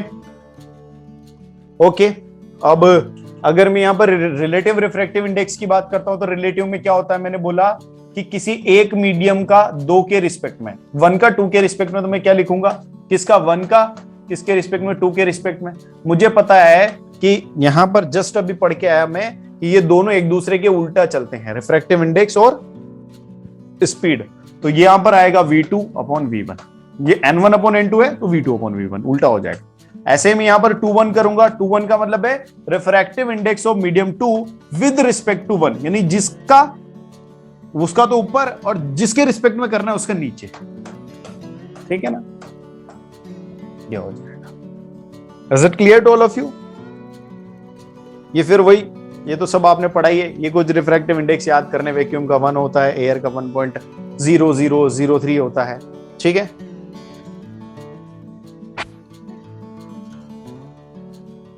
लॉ ऑफ रिफ्लेक्शन की अगर अपन बात करें तो लॉ ऑफ रिफ्लेक्शन का मतलब ये है, देखो यहां पर जो इंसिडेंट रे आती है वो क्योंकि स्पीड कम हो जाती है, अभी मैं आपको बता देता हूं। यहां पर ऐसा पूरा सीन है, ये सरफेस है, ठीक है ना? सरफेस के ऊपर एक मीडियम होगा जिसको मीडियम 1, या फिर मैं बोल देता हूं कि ये रेरर मीडियम है, रेरर।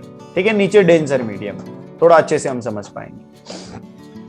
अब यहां से कोई लाइट रे इंसिडेंट कर रही है, जिस पॉइंट पर इंसिडेंट करेगी उस पॉइंट के परपेंडिकुलर में इस इंपार्टिंग सरफेस से नॉर्मल ड्रॉ कर देता हूं, करता हूं हमेशा की तरह, ठीक है। और जिस एंगल पर मुझे पता है कि हम हमेशा एंगल कहां से मेजर करते हैं, नॉर्मल से, जिस एंगल पे उस नॉर्मल के साथ आ रही होगी ये इंसिडेंट रे, उसको बोलेंगे अपन इंसिडेंट एंगल। अब आपको पता है क्योंकि ये रेयर मीडियम है तो इसमें तो स्पीड ज्यादा होनी है। अब डेंसर मीडियम में इसकी स्पीड कम हो जाएगी, स्पीड कम हो जाएगी तो मैंने क्या बताया था, मैंने बोला था डेंसर मीडियम स्पीड कम बैंड ज्यादा, किसकी तरफ, टुवर्ड्स द नॉर्मल। नॉर्मल, चलो भैया नॉर्मल किधर है, नॉर्मल तो ये रहा, इसकी तरफ बैंड, मतलब ये वास्तव में किधर जानी चाहिए थी, ये ऐसे ऐसे ऐसे जानी चाहिए थी, लेकिन इसको बैंड कर दिया किसकी तरफ, टुवर्ड्स द नॉर्मल, यानी कि ऐसे चली जाएगी। ये हो जाएगी मेरी रिफ्रैक्टेड रे और ये हो जाएगा एंगल ऑफ रिफ्रैक्शन, होगी ना band, towards the normal band होगी ना, ये वाला सिस्टम है। Sir absolute and relative refractive index में क्या डिफरेंस होता है, बेटा बता दिया यार मैंने, पहले भी बहुत बार बता दिया। एब्सोल्यूट होता है जो वैक्यूम के रिस्पेक्ट में मेजर किया जाता है, ठीक है, वैक्यूम के रिस्पेक्ट में, मतलब जिसका कोई बोलने की जरूरत ही नहीं है कि किसके रिस्पेक्ट में, ठीक है। और रिलेटिव रिफ्रैक्टिव इंडेक्स है जिसमें बोलना पड़ेगा, क्या बोलना पड़ेगा कि refractive index of water with respect to air, refractive index of glass with respect to water. तो विद रिस्पेक्ट टू जिसके बारे में बोलेंगे दैट इज रिलेटिव, और जिसमें कुछ नहीं बोल रहे वो एब्सोल्यूट है।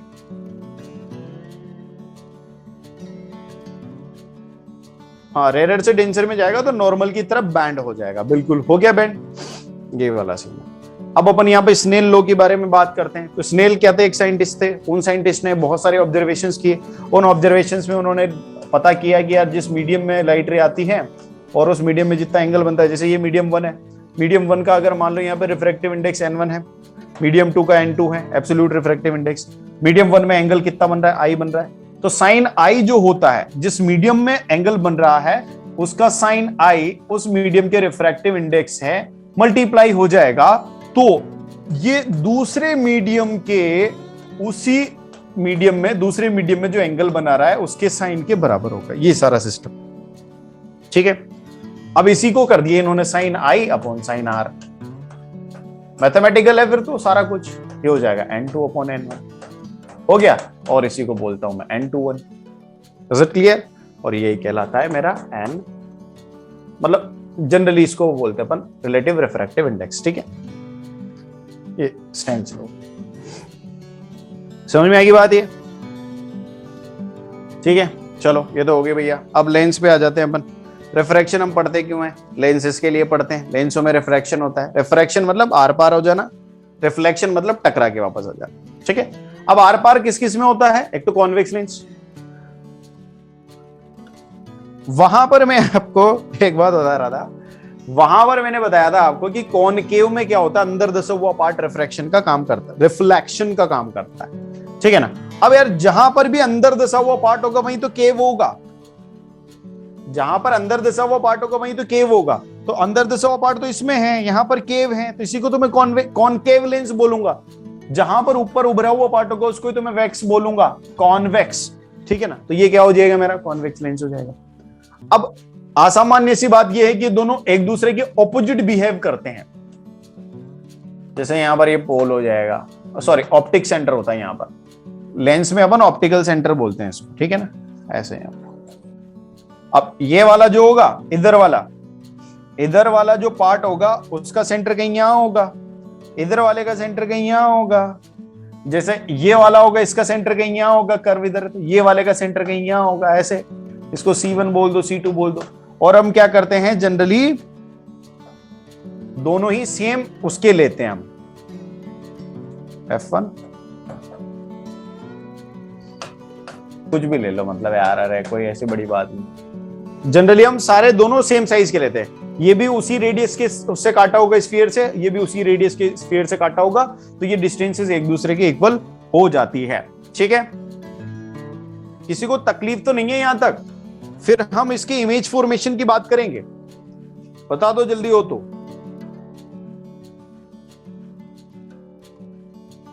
नहीं है? बहुत बढ़िया, क्योंकि इस समय भैया काफी होता जा रहा है, 6 बजने वाले हैं, अभी हमारा एक चैप्टर भी कंप्लीट ना हुआ है।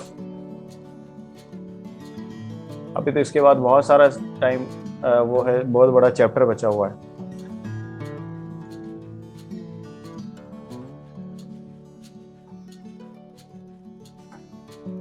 ठीक है ना?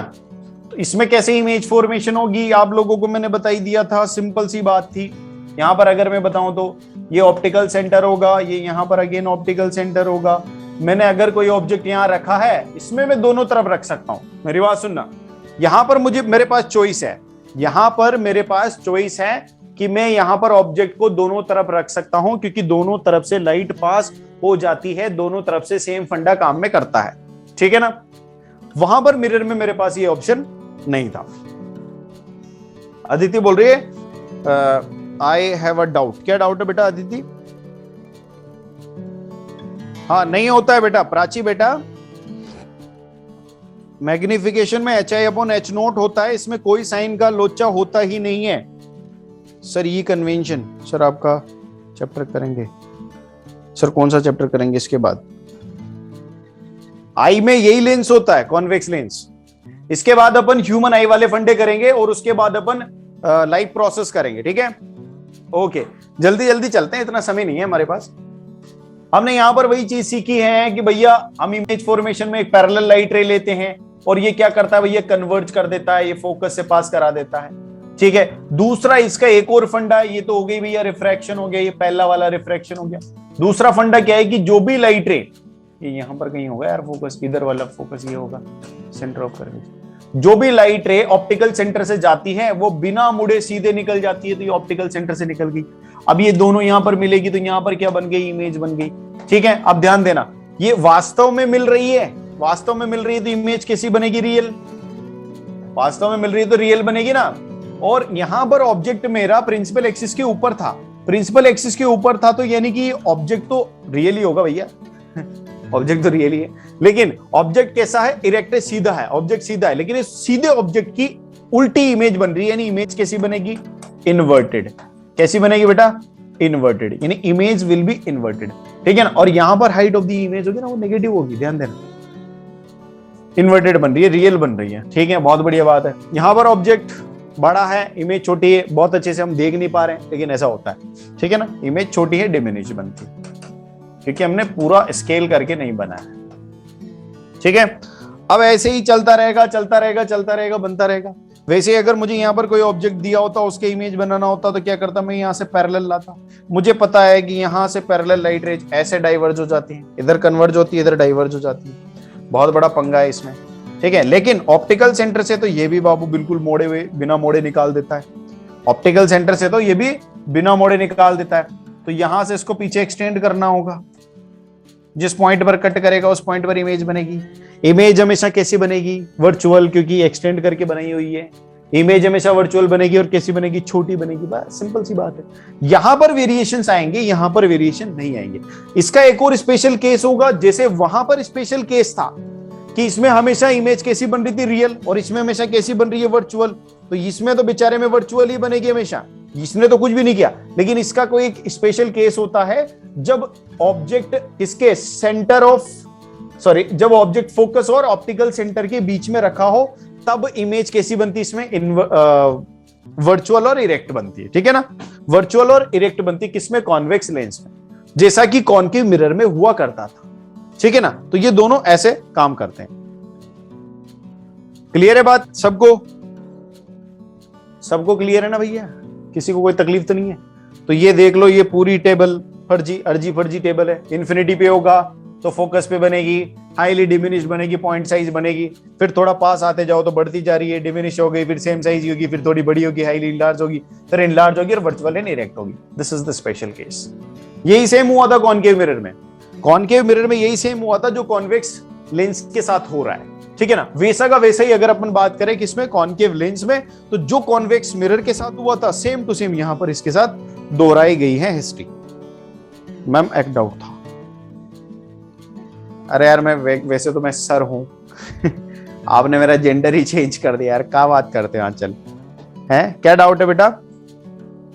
ऐसे ना करो यार, इतना तो जुल्म ना करो। मैं एक डाउट, बताओ बताओ जल्दी बताओ। अच्छा खुशी मैम को बोल रही थी।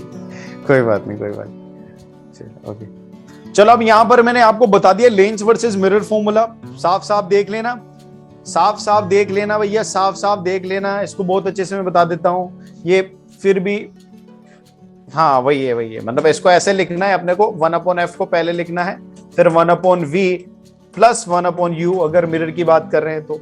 मैग्निफिकेशन हमेशा दोनों के लिए क्या होता है, height of image upon height of object, बिल्कुल सही बात है। इधर वका वही लिखा है अपने 1/f is equal to 1/v minus 1/u, lens की बात कर रहे हैं। मैग्निफिकेशन इसके लिए भी वही होगा, height of the image upon height of the object. लेकिन अब यहां पर प्लस है तो श्रीमान यहां पर जो रिलेशन आएगा उसमें क्या आएगा, माइनस आएगा। यहां पर माइनस है तो श्रीमान यहां पर जो वो आएगा रिलेशन आएगा उसमें प्लस आएगा। बस इतनी सी बात है, ये दो चीजें आपको ध्यान रखनी है और यही चीजें आपको न्यूमेरिकल में सक्सेस दिलाती है। Sir concave mirror and convex lens में डिफरेंस क्या है? बेटा डिफरेंस की बात मैं ऐसे बता देता हूं, एक बार बताओ। सबसे पहला डिफरेंस तो है कि वो मिरर है और ये लेंस है, ठीक है ना। मिरर का मतलब होगा कि यहां पर लाइट टकरा के वापस जाएगी, यहां पर कौन सा फंडा होगा, reflection. The image formation through mirror is based on the reflection phenomena of the light and image formation through lens is based on the refraction phenomena of light। इसमें लाइट पास हो जाएगी, समझ में आ रही है आपको बात, रिफ्रैक्शन होगा। तो सबसे बड़ा डिफरेंस तो यही है लेंस और मिरर में, ठीक है ना।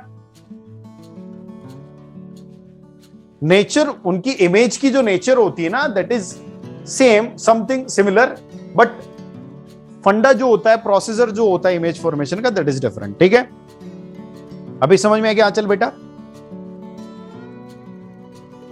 अब पावर ऑफ लेंस की बात करें अपन तो पावर ऑफ लेंस क्या होता है, P is equal to 1/f होता है। यहां पर F को हमेशा आपको मीटर में रखना है, किसमें रखना है, मीटर में। F is always measured in the metre, ठीक है। सेंटीमीटर में दिया हुआ है तो उसको मीटर में चेंज करके फिर आप यहां पर प्लेस करना। फिर जो पावर आएगी, अगर ऐसा करते हो तो जो पावर आएगी that power is measured in dioptre, ठीक है ना। वो किसमें मेजर की जाएगी, डायोप्टर में मेजर की जाएगी, ध्यान देना। तो हमेशा कभी कभार सेंटीमीटर में वैल्यू दी होती है और आप उसको प्लेस करके आंसर निकाल देते हो और बोलते हो सर पावर तो गलत आ रहा है। अब पावर तो गलत आएगा ही ना भैया, और फॉर्मूले ने तो मांगो ही मीटर में, तो तुमने जबरदस्ती चेप दियो उसमें सेंटीमीटर, है कि नहीं। मीटर में कैसे लेके आना है ये, मीटर में, अरे अगर मान लो तुम्हें फोकल लेंथ दे रखी है -10 सेंटीमीटर, चलो अब इसको मीटर में कैसे बनाओगे बताओ, इतना नहीं आता है।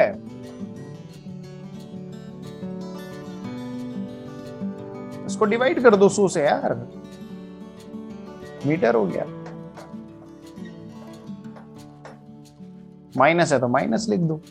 अब इस चीज को पावर निकालनी है तो पावर में प्लेस कर दो, 1/f, f की जगह -0.1 कर दो और ये इधर जाएगा तो -10 डायोप्टर हो जाएगा, ठीक है। यानी कि पावर विल बी -10 डायोप्टर। ऐसे करना है, समझ में आएगी बात। बच्चा बोल रहा है कि सर अगर आप हमारे स्कूल में पढ़ाते तो अच्छा होता। चलो बढ़िया है। डिफरेंस बिटवीन अनुप आपका डाउट क्लियर नहीं हुआ क्या बेटा ये?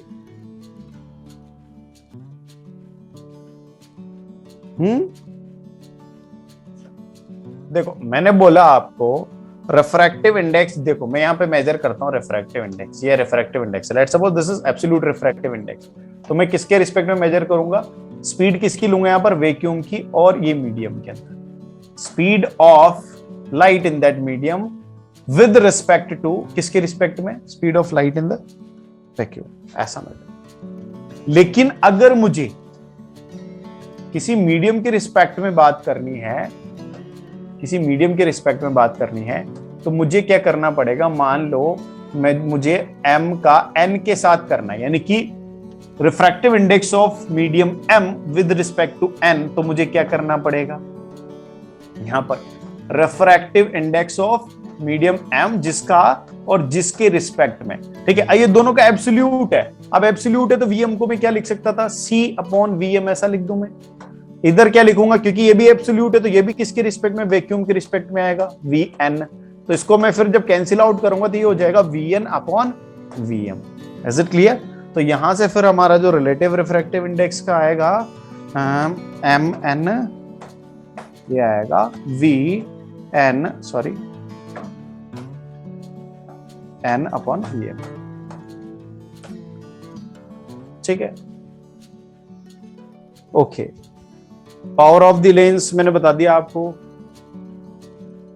यहां पर अगर मैं साइन कन्वेंशन की बात करूं तो मुझे पता है इंसिडेंट रे इस डायरेक्शन में आती है और मुझे पता है ये पॉजिटिव डायरेक्शन है।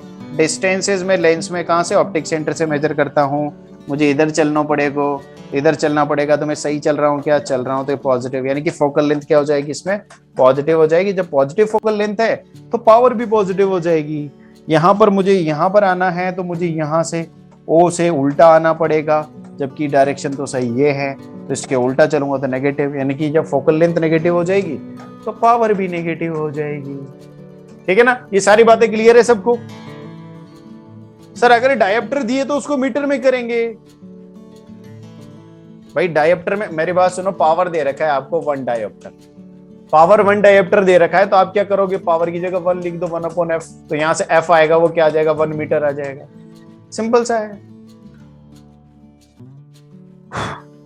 चलो भैया अब अपन आ जाते हैं कुछ फंडों पे। जैसे मैं आपको यहाँ पर एक और चीज बता दूं, बहुत अच्छी चीज बताने जा रहा हूं मैं आज आपको, स्कैटरिंग ऑफ लाइट के बारे में। स्कैटरिंग ऑफ लाइट के बारे में आप में बहुत सारे लोग जानते होंगे, क्योंकि छोटे पार्टिकल छोटी लाइट को ज्यादा स्कैटर करते हैं, बड़ी लाइट को कर नहीं पाते हैं, ठीक है ना। और बड़े पार्टिकल छोटी और बड़ी सब लाइटों को स्कैटर कर देते हैं, करते हैं कि नहीं भाई? अगर मैं हूं तो मैं मेरे बराबर के लोगों को ही खदेड़ पाऊंगा, लेकिन मेरे से कोई बड़ा आदमी है तो मुझे भी करेगा, तो मेरे से छोटे वाले को भी खदेड़ देगा, तो बड़े वाले को भी, ठीक है। सारे बात आपको पता है। तो भैया स्कैटरिंग ऑफ लाइट के बारे में अपन जानते हैं, एटमॉस्फेयर में 2 टाइप के पार्टिकल होते हैं, कुछ छोटे होते हैं कुछ बड़े होते हैं, स्मॉलर मॉलिक्यूल और लार्जर मॉलिक्यूल। स्मॉलर मॉलिक्यूल की साइज ये, जिसमें से कुछ एग्जांपल्स ये दे रखे हैं, फर्जी चीजें हैं, ज्यादा डिटेल में बात करने की जरूरत नहीं है। जब लाइट आती है तो लाइट हमारे पास 7 कलर्स में होती है, violet, indigo, blue, green, yellow, orange और रेड, 7 कलर्स में होती है। और इनकी वेवलेंथ जो होती है, जैसे आप नीचे चलते हो तो वेवलेंथ क्या होती है भैया, बताओ फटाफट। नीचे चलते हो तो वेवलेंथ बढ़ती है घटती है, क्या होता है, बताना ही नहीं आते।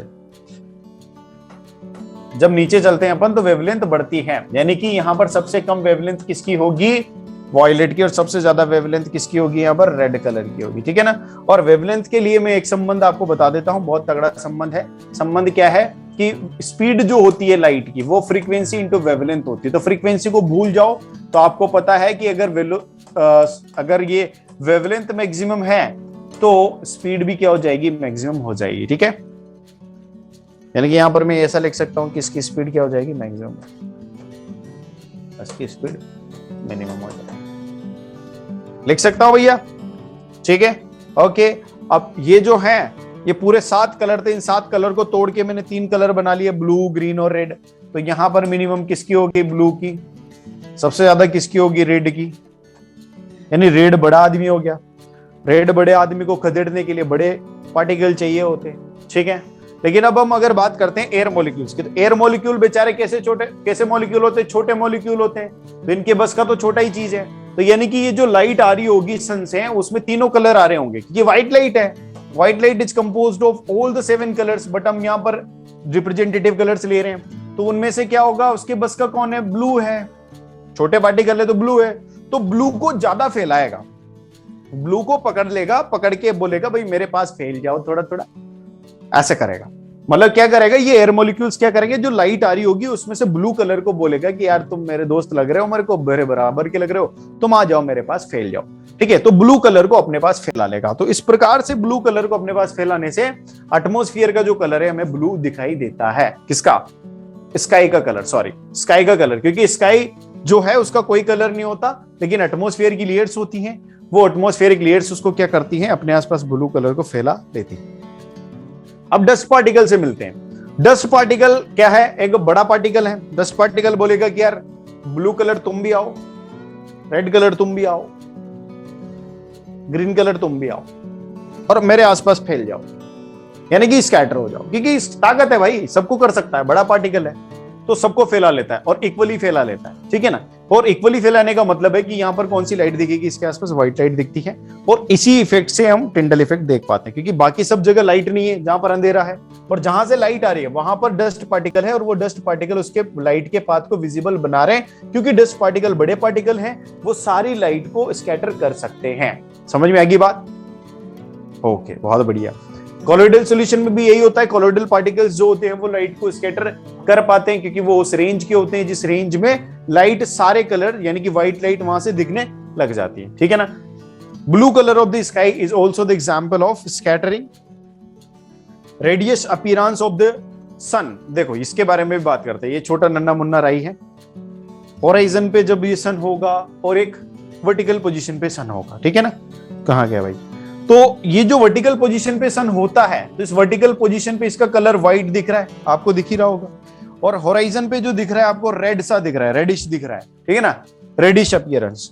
तो ये रेडिश क्यों है मैं आपको बताऊंगा। यहां से तीनों कलर निकल रहे होंगे RGB, यहां से भी तीनों कलर निकले होंगे RGB, लेकिन पता है कि ये जो डिस्टेंस है, ये डिस्टेंस कम है, यानी इस डिस्टेंस को ट्रेवल करने में कम टाइम लगा होगा, और कम टाइम लगा इसका मतलब इस लाइट को स्कैटर होने के लिए कम टाइम मिला होगा ना भाई। यहां पर तो कम ही पार्टिकल हैं जो इसके पास आए होंगे, एयर के पार्टिकल कम ही हैं जो इसके पास आए होंगे, और इसको बोला होगा कि आओ भैया हमारे आसपास बिखर जाओ, है ना। लेकिन यहां तो बहुत लंबा सफर है, यहां से और यहां तक का लंबा सफर है, तो इस लंबे सफर में तो ज्यादा पार्टिकल आए होंगे और बोला होगा कि आओ हमारे पास बिखर जाओ, तो यहां पर ज्यादा बिखेरा होगा। और क्योंकि एयर पार्टिकल की बात करेंगे अपन एटमॉस्फेयर के अंदर, तो कौन से कलर को ज्यादा बिखेरा होगा? ब्लू कलर को, यानी कि इसमें से ग्रीन और ब्लू को ये क्या कर गए होंगे, एटमॉस्फेयर के पार्टिकल खा गए होंगे, स्कैटर कर गए होंगे। तो बचेगा कौन सा फिर कलर? Red colour. तो इसकी आंखों में कौन सा कलर जाएगा श्रीमान? रेड कलर, ठीक है ना। तो इस वजह से यहां से रेड कलर दिखता है, ब्लू और ग्रीन को ये बीच में एटमॉस्फेयर खा जाता है, लेकिन यहां पर भी खाता है, ऐसा नहीं ऊपर से जब स्ट्रेट होता है सर, जब 4 हेडेड सन होता है तब नहीं खाता है, तब भी खाता है, लेकिन इतना ज्यादा नहीं खाता है, बहुत कम खा पाता है, तो हमें साथ में तीनों कलर दिखाई देते हैं, ठीक है। हाँ, sky is blue due to the scattering of light, बिल्कुल सही बात है। और जो रेडियस अपीयरेंस है ना सन की, वो भी स्कैटरिंग ऑफ लाइट की वजह से होती है।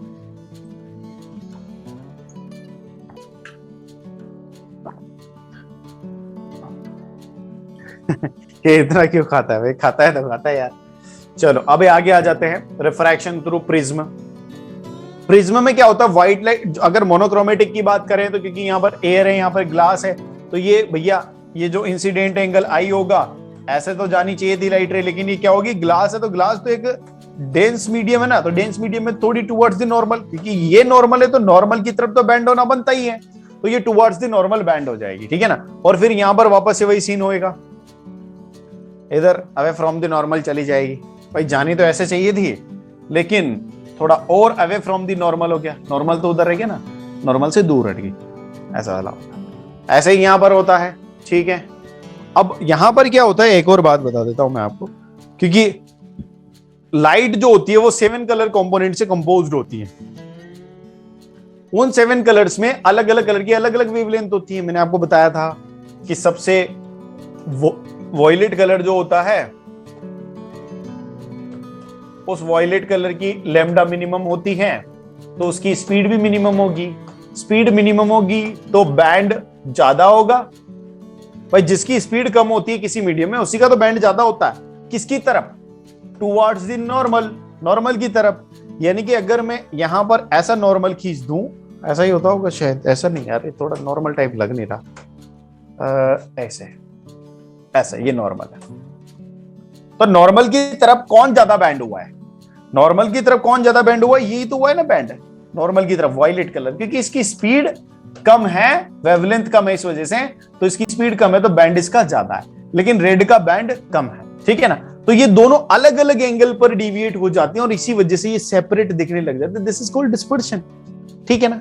तो ऐसा कोई ज्यादा लोड वाली बात नहीं है, ऐसे ये डिस्पर्शन हो जाता है। और अगर ऐसे इसको इन्वर्टेड रख दें अपन, तो इन्वर्टेड रखेंगे तो वापस से मिल भी जाता है। और आपको पता है ग्लास स्लेब का केस क्या होता है, इन दोनों को अगर जोड़ दोगे तो ग्लास स्लेब ही तो होगी। ग्लास स्लेब में आपको नहीं दिखता है डिस्पर्शन, क्यों नहीं दिखता है? क्योंकि वो कैंसिल आउट हो चुका होता है यहाँ पे, ठीक है ना।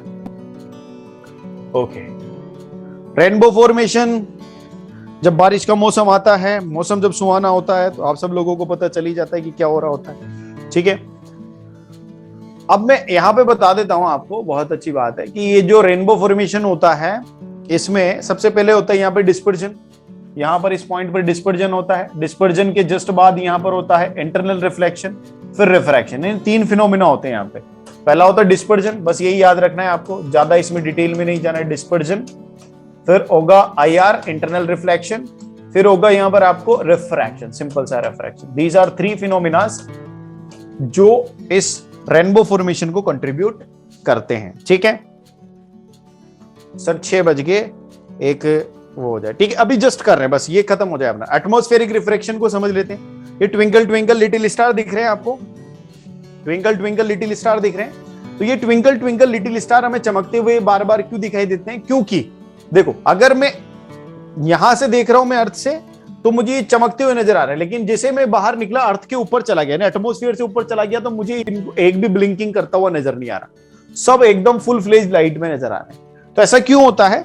क्योंकि ये सारा फंडा है, देखो एटमॉस्फेयर के अंदर था, जब मैं अर्थ पे था तब तो मुझे ट्विंकलिंग ट्विंकलिंग नजर आ रही थी, लेकिन जैसे मैं अर्थ के बाहर निकला, यानी एटमॉस्फेयर के बाहर निकल गया, यानी कि कुछ तो कांड किया एटमॉस्फेयर ने। किसने किया? एटमॉस्फेयर ने किया ना कांड। तो वो जो एटमॉस्फेरिक कांड होता है उसी को समझेंगे यहां पर। तो वो एटमॉस्फेरिक कांड क्या होता है कि भाई हमारा एटमॉस्फेयर के अंदर बहुत सारी लेयर होती है, और हर लेयर का रिफ्रैक्टिव इंडेक्स अलग अलग होता है। तो उस अलग अलग रिफ्रैक्टिव इंडेक्स वाली लाइट, उस मीडियम से जब लाइट रे आ रही होती है, तो कभी उसकी पोजीशन यहाँ, कभी यहाँ, कभी यहाँ, ऐसे घूमती घूमती लाइट रेज आती है। तो यानी कि वास्तव में तो जो स्टार होता है वो यहां होता है, लेकिन कभी यहां दिखेगा, फिर रिफ्रैक्टिव इंडेक्स चेंज हो गया तो उसका पाथ यहां दिख गया, फिर कभी चेंज हो गया तो यहां दिख गया। तो यानी कि वो अलग अलग पोजीशंस पे दिखता है, और इसी वजह से ये चमकता हुआ नजर आता है। सर टोटल इंटरनल पर टिक करेंगे ना एग्जाम में? सर टोटल, हाँ, लेयर ऑफ द एटमॉस्फेयर, ठीक है। पता नहीं क्या बोलना चाह रहे, मेरे को समझ नहीं आ रहा। तो ये हो गया भाई ट्विंकलिंग ऑफ स्टार, ठीक है।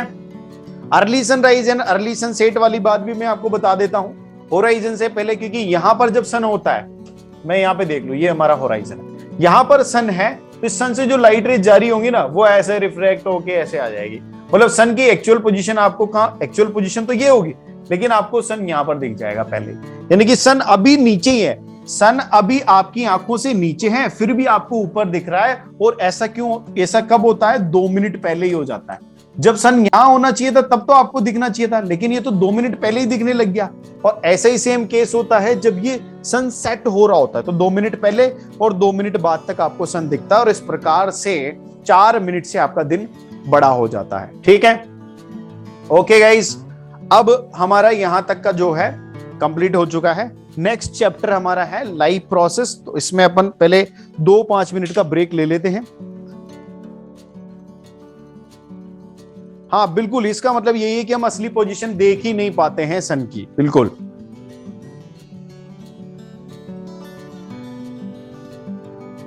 इंटरनल रिफ्लेक्शन, बेटा इंटरनल रिफ्लेक्शन करना टोटल नहीं हो पाता है, उसका रीजन है टोटल नहीं हो पाता है क्योंकि कुछ लाइट उसमें से स्केप आउट हो जाती है, बबल में से बाहर निकल जाती है, पूरी लाइट इंटरनली रिफ्लेक्ट नहीं होती, ठीक है। वेवलेंथ के साथ फ्रीक्वेंसी डिक्रीज होती है क्या? होती है, लेकिन बहुत कम होती है फ्रीक्वेंसी, क्योंकि फ्रीक्वेंसी जो होती है, आप सिर्फ ये याद रखिए कि frequency is set from the source point. Source point जहां से लाइट जनरेट हो रही है, जैसे सन से हो रही है, तो सन ने जो फ्रीक्वेंसी देकर भेजी है ना, उसको वही रहेगी, उसमें बहुत कम बदलाव होता है, बहुत कम, ठीक है ना। तो ये लाइफ प्रोसेस जो है, ये लाइफ प्रोसेस में हमें सिंपली जो आपको पता है, एक तो न्यूट्रिशन पढ़ना होता है, रेस्पिरेशन पढ़ना होता है, फिर एक्सक्रीशन है, ट्रांसपोर्टेशन है, एवरीथिंग वी नो, सब कुछ तो जानते हैं, सब जानते हैं, बहुत बढ़िया, सब जानते हैं। चलो, तो सबसे पहले अपन पढ़ते हैं न्यूट्रिशन। न्यूट्रिशन में भी हम ऑटोट्रॉफिक न्यूट्रिशन पढ़ेंगे और हेटेरोट्रॉफिक न्यूट्रिशन पढ़ेंगे। ऑटोट्रॉफिक न्यूट्रिशन का मतलब होता है कि अपना भोजन सेल्फ प्रिपेयर करना, यानी कि ग्लूकोज बनाना अपने लिए, ग्लूकोज बनाना अपने लिए, ठीक है ना। नहीं तो कुछ लोग है ना ऐसे कंफ्यूजन में आ जाते हैं, जैसे मैं पिछली बार भी बताया था शायद आपको, कि अपना भोजन तो हम भी बनाते हैं खुद, फिर हम ऑटोट्रॉफ कैसे नहीं है कि नहीं? जरूरी थोड़ी हमेशा मम्मी बना के दे या मेरे जैसे लोगों को बीवी बना के दे, खुद भी तो बनाना पड़ता है ना। फिर जिस दिन हम खुद बनाते हैं उस दिन तो ऑटोट्रॉफ हो जाते होंगे। ऐसा नहीं होता। मतलब ऑटोट्रॉफ मतलब इन कुछ ऐसे बायोटिक मटेरियल्स को लेके खुद ग्लूकोज प्रिपेयर करना अपनी बॉडी के अंदर, इनसाइड द बॉडी। ठीक है, यानी कि किसी दूसरे लिविंग ऑर्गेनिज्म पे डिपेंड नहीं रहता। चलो यही हो गया। तो फोटोसिंथेसिस इसका सबसे बढ़िया एग्जांपल है। फोटोसिंथेसिस में क्या होता है ऑटोट्रॉफिक न्यूट्रिशन में? ये क्या करता है, कार्बन डाइऑक्साइड लेता है, वाटर लेता है, और सनलाइट की प्रेजेंस में chlorophyll is very important part. ठीक है ना? यहां से क्या होता है, जैसे सनलाइट आ रही होती है, ये सनलाइट आ रही होती है, ये किस पर जाके गिरती है? इसके अंदर जो सेल्स होती हैं जिनके अंदर क्लोरोफिल होता है, तो वहां से एक केमिकल एनर्जी इनिशिएट होती है, और वो केमिकल एनर्जी इन दोनों के बीच की रिएक्शन को अकम्प्लिश कराती है, और रिएक्शन के बाद ये बनता है C6H12 और O6। स्पेलिंग मिस्टेक है, ठीक है ना? और क्या निकलती है? ऑक्सीजन गैस निकलती है। सर आइसक्रीम खाएंगे? नहीं नहीं भैया नहीं है, मैं तो सूप लेके आया हूं। हॉट एंड सोर। ठीक है, अब ये कैसे होता है पूरा प्रोसीजर मैं यहाँ पे बता देता हूँ आपको। ये सेल होती है, लिव की एनाटॉमी होती है, सेल स्ट्रक्चर होता है। सेल स्ट्रक्चर मतलब इसके अंदर क्लोरोप्लास्ट होता है, इस क्लोरोप्लास्ट में ग्रेना होती है, और देख जो ग्रेना होती है ना, ये ग्रेना स्टेक लाइक स्ट्रक्चर जो होती है, ये ग्रेना सनलाइट से एक्सपोज्ड होती है, और सनलाइट से जैसे ही एक्सपोज्ड होगी, इसके अंदर क्या होता है, यहाँ पे वाटर जाता है। वो वाटर क्या करता है, यहाँ पे ऑक्सीजन निकाल देता है, और एक NADP ये क्या है? एक केमिकल है, कॉम्प्लेक्स केमिकल है जो रिलीज करता है, जो क्या करता है, एक रिड्यूसिंग एजेंट की तरह काम करता है। ये पूरी डिटेल में आपको जाना नहीं है। फिर यहाँ पर केल्विन साइकिल होता है, और उस केल्विन साइकिल में ही एनर्जी प्रोड्यूस होती है। ठीक है, ये एडीपी होती है, तो ये एडीपी किसमें? एटीपी में कन्वर्ट होके फिर आ जाती है। Is it clear to all of you? ज्यादा दिमाग नहीं लगाना है, कोई दिक्कत वाली बात है ही नहीं। पूरा प्रोसेसर यहाँ पे आप समझ जाओगे। ये वाटर आता है थैलेकोइड पे, सनलाइट होती है, इसको बोलते हैं अपन लाइट रिएक्शन, इसको बोलते हैं अपन डार्क रिएक्शन। ऐसा नहीं है कि डार्क रिएक्शन अंधेरे में होती है और लाइट रिएक्शन उजाले में होती है, कुछ नहीं होता। सिर्फ लाइट जहां पर पड़ती है और जहां पर लाइट पड़ती है वहां पे जो रिएक्शन होती है उसको लाइट रिएक्शन बोलते हैं। इसमें लाइट की जरूरत नहीं होती, क्योंकि इससे जो एलिमेंट्स बन के आते हैं यहाँ पर, ये उसको फिर फर्दर ही प्रोसेस कर लेता है केल्विन साइकिल में। Is it clear? ये भी कोई समझने की जरूरत नहीं है आपको। ये स्टोमाटा समझने की जरूरत इसलिए है क्योंकि हमारे अंदर जो गैसियस एक्सचेंज होता है, प्लांट्स के अंदर जो गैसियस एक्सचेंज होता है वो जनरली स्टोमेटल पोर्स के थ्रू होता है। और ये स्टोमेटल पोर्स जो होते हैं ये लीव्स में प्रेजेंट होते हैं, और इनको ओपनिंग और क्लोजिंग, इनकी ओपनिंग और क्लोजिंग कौन रेगुलेट करता है? Guard cells. कौन करती हैं? गार्ड सेल्स इनकी ओपनिंग एंड क्लोजिंग को रेगुलेट करती हैं। और ये कैसे करती हैं? इनके अंदर वाटर कंसंट्रेशन वेरी होता है, और उस वाटर कंसंट्रेशन से ही ये सारा कुछ काम होता है। E बराबर MC स्क्वायर, इस फॉर्मूले का मतलब क्या है? अरे निर्मल बाबा, ये फॉर्मूले भी आएंगे आपके 11th 12th में, चिंता मत करो, अभी यहाँ पे ज्यादा टेंशन लेने की जरूरत नहीं है। अब अपन आ जाते हैं हेटेरोट्रॉफ्स पे। ऑटोट्रॉफिक हो गया सारा कुछ सिस्टम, कोई ज्यादा बड़ी बात नहीं थी उसमें। आपको पता ही है फोटोसिंथेसिस रिएक्शन होती है मेनली, जो उसमें बहुत इंपॉर्टेंट होती है। उसके बाद अपन इस पर आ जाते हैं हेटेरोट्रॉफिक पे। तो हेटेरोट्रॉफिक में क्या होता है? कुछ कॉम्प्लेक्स मटेरियल्स होते हैं जिनको डिग्रेड किया जाता है, क्योंकि हमारी बॉडी के अंदर जो एसेंशियल न्यूट्रिएंट्स होते हैं वो डायरेक्ट एब्जॉर्ब नहीं होते हैं। यानी कि जो फूड पार्टिकल हम लेते हैं उनके अंदर वो कॉम्प्लेक्स फॉर्म में होते हैं, हमें सिंपलर फॉर्म में चाहिए होते हैं। तो बीच में जैसे मान लो यहां पर हमारे पास एक कॉम्प्लेक्स पार्ट है, अब हमें तो हमारी बॉडी तो लेती है सिंपलर पार्ट। भाई सिंपलर पार्ट जो होता है, सिंपलर फॉर्म जो होती है उसी को तो एब्जॉर्ब करेगी, लेकिन हमारा फूड जो है वो तो कॉम्प्लेक्स फॉर्म में है। तो यहां से यहां, यानी कि ये जो कन्वर्जन होगा, ये जो कन्वर्जन करने का काम करता है, this process is called as nutrition. क्या बोलते हैं इसको? न्यूट्रिशन प्रोसीजर है। न्यूट्रिशन और गेटिंग न्यूट्रिशन, ये जो होता है इसमें मेनली जो प्रोसेस होता है उसको बोलते हैं अपन डाइजेशन। ठीक है ना? इन न्यूट्रिशन का मतलब तो ये हो गया simply getting nutrients from the food particle. ठीक है ना, वो न्यूट्रिशन हो जाता है। लेकिन ये जो प्रोसेस होता है इसके बीच में थ्रू आउट द प्रोसेस जो चलता है that is called as digestion process. ठीक है, अब हम सबसे पहले इसको अमीबा के अंदर पढ़ देते हैं। अमीबा क्या करता है, मैं यहाँ पे पूरा प्रोसीजर बता देता हूं। अमीबा एक फूड पार्टिकल को देखता है, देखते ही उसका जी मचल जाता है। लेकिन अमीबा है एक सिंगल सेल्ड ऑर्गेनेल, मतलब इसके अंदर सिर्फ एक सेल होती है, बेचारा यूनिसेलुलर होता है। ठीक है ना, तो ये क्या करता है, अपनी सेल का साइज इस प्रकार से चेंज करता है कि उस फूड पार्टिकल को कैप्चर करता है। किसके थ्रू, सूडोपोडिया के थ्रू कैप्चर कर लिया।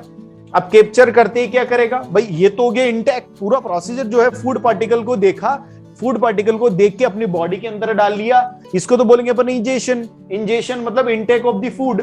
अब उस फूड पार्टिकल को डाइजेस्ट करना है, यानी कि उसके ऊपर कुछ केमिकल डाले गए। Chemical means enzymes. वो एंजाइम उस फूड पार्टिकल को तोड़ेंगे तोड़ेंगे तोड़ेंगे और ऐसी सिंपलर फॉर्म में ला देंगे जिसमें हमारी बॉडी के अंदर वो एब्जॉर्ब हो सकता है।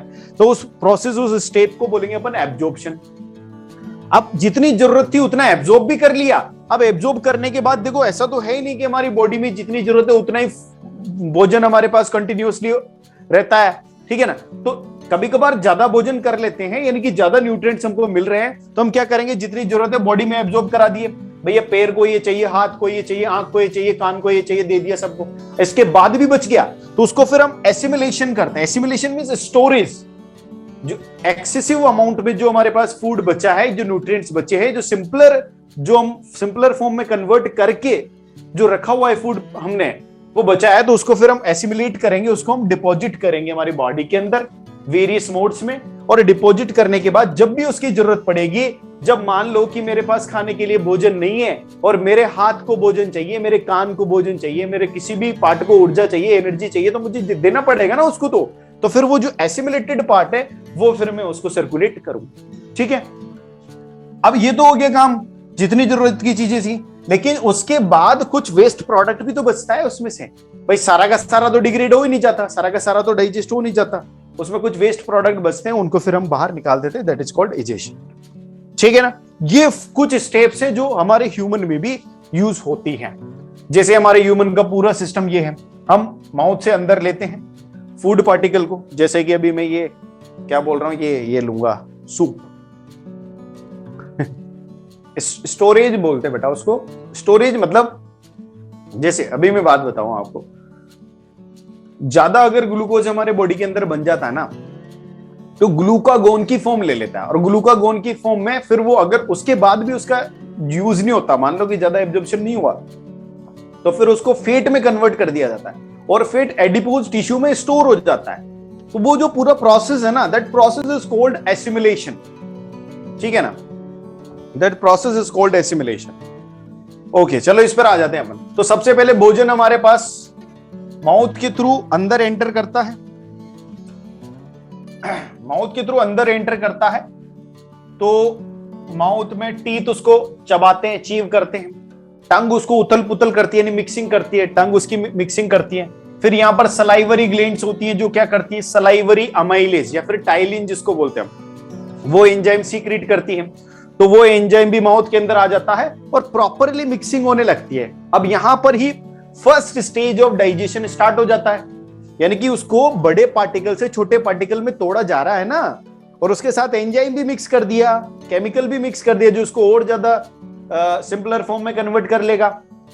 तो first stage of digestion start from the mouth. ठीक है ना, माउथ में क्या करेंगे, टीथ भी उसको तोड़ने का काम करेंगे, टंग उसको मिक्स करने का काम करेगी, और सलाइवरी ग्लैंड एक अमाइलेज सीक्रेट करती है जिसको सलाइवरी अमाइलेज या टाइलिन बोलते हैं, जो उसको केमिकली ब्रेक डाउन करने का काम करता है। ठीक है, फिर उसके बाद इसोफेगस, ये हमारी फूड पाइप होती है जिसमें ये फूड प्रोसीड कर जाता है। एपिग्लोटिस क्या करती है, विंड पाइप को फूड पाइप से अलग करती है, लेकिन इसोफेगस में वो फूड एंटर कर जाता है। अब मैंने आपको ये बताया था कि इसोफेगस में फूड जब एंटर करता है तो हम देखो, कभी कभार क्या होती है, हमारी स्थिति ऐसी नहीं होती है कि हम खड़े खड़े या बैठे बैठे खाना खा रहे हैं। कभी कभार लेटे लेटे भी खाते हैं, जब बीमार हो जाता है तो आदमी लेटे लेटे खाना खिलाना पड़ता है। कभी कभार किसी ने उल्टा लटका दिया, पता चला रजिया गुंडों में फंस गई, ठीक है, उल्टा लटका रखा है और आपको बोल रहे हैं कि खा ले जो खाना है।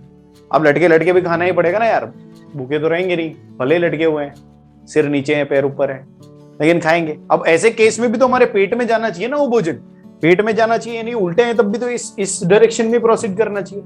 तो that movement of the food is accommodated by the peristaltic movement, ठीक है ना।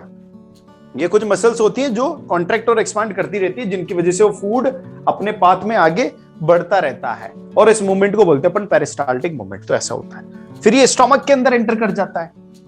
स्टमक में कुछ केमिकल्स आते हैं, वो केमिकल्स और एंजाइम्स आते हैं जो इसको और ज्यादा सिंपलर फॉर्म में कन्वर्ट कर देते हैं। फिर स्टमक के बाद ये किसमें, स्मॉल इंटेस्टाइन में एंटर करता है, जहां पर डियोडेनम नाम की एक जगह होती है स्मॉल इंटेस्टाइन में। वहां से पेंक्रियाज के द्वारा, पेंक्रिया द्वारा कुछ एंजाइम सीक्रेट किए जाते हैं जो इसको स्मॉल इंटेस्टाइन में और ज्यादा ब्रेक डाउन कर देते हैं। यानी कि अब ये सिंपलेस्ट फॉर्म में कन्वर्ट हो जाता है, और जब ये फूड सिंपलेस्ट फॉर्म में कन्वर्ट हो जाएगा तो कन्वर्ट होने के पश्चात इसका एब्जॉर्प्शन स्टार्ट हो जाएगा, बताइए ना। फिर वो एब्जॉर्प्शन होता है इसका मेनली किसमें, स्मॉल इंटेस्टाइन में। वहां पर विली लाइक स्ट्रक्चर होती है, फिंगर लाइक स्ट्रक्चर, जिसमें कैपिलरीज होती है, ब्लड कैपिलरीज, जिनमें जो फूड होता है जो एकदम सिंपलेस्ट फॉर्म में आ चुका है, अब वो ब्लड के अंदर डिफ्यूज हो जाता है और ब्लड में एंट्री मार जाता है, ठीक है ना। अभी तक ब्लड में एंट्री नहीं मारा था फूड, अब ब्लड में एंट्री मार गया, तो जो बचा हुआ पार्ट है, जो ब्लड में चला गया वो तो चला गया, जो बचा हुआ पार्ट है वो किस में जाएगा, लार्ज इंटेस्टाइन में। और लार्ज इंटेस्टाइन में उसके साथ बहुत ज्यादा एक्सेस अमाउंट में वाटर भी होगा, और वो वाटर यहाँ पर रेक्टम और एनस और इस लार्ज इंटेस्टाइन में क्या हो जाता है, एब्जॉर्ब हो जाता है, और सॉलिड वेस्ट जो बचता है वो एनस के थ्रू बाहर डंप हो जाता है। This is the process of nutrition, ठीक है।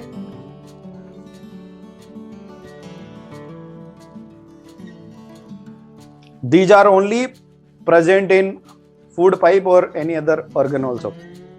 और में भी होती है, एक्सक्रीटरी सिस्टम होता है वहां पर भी होती है।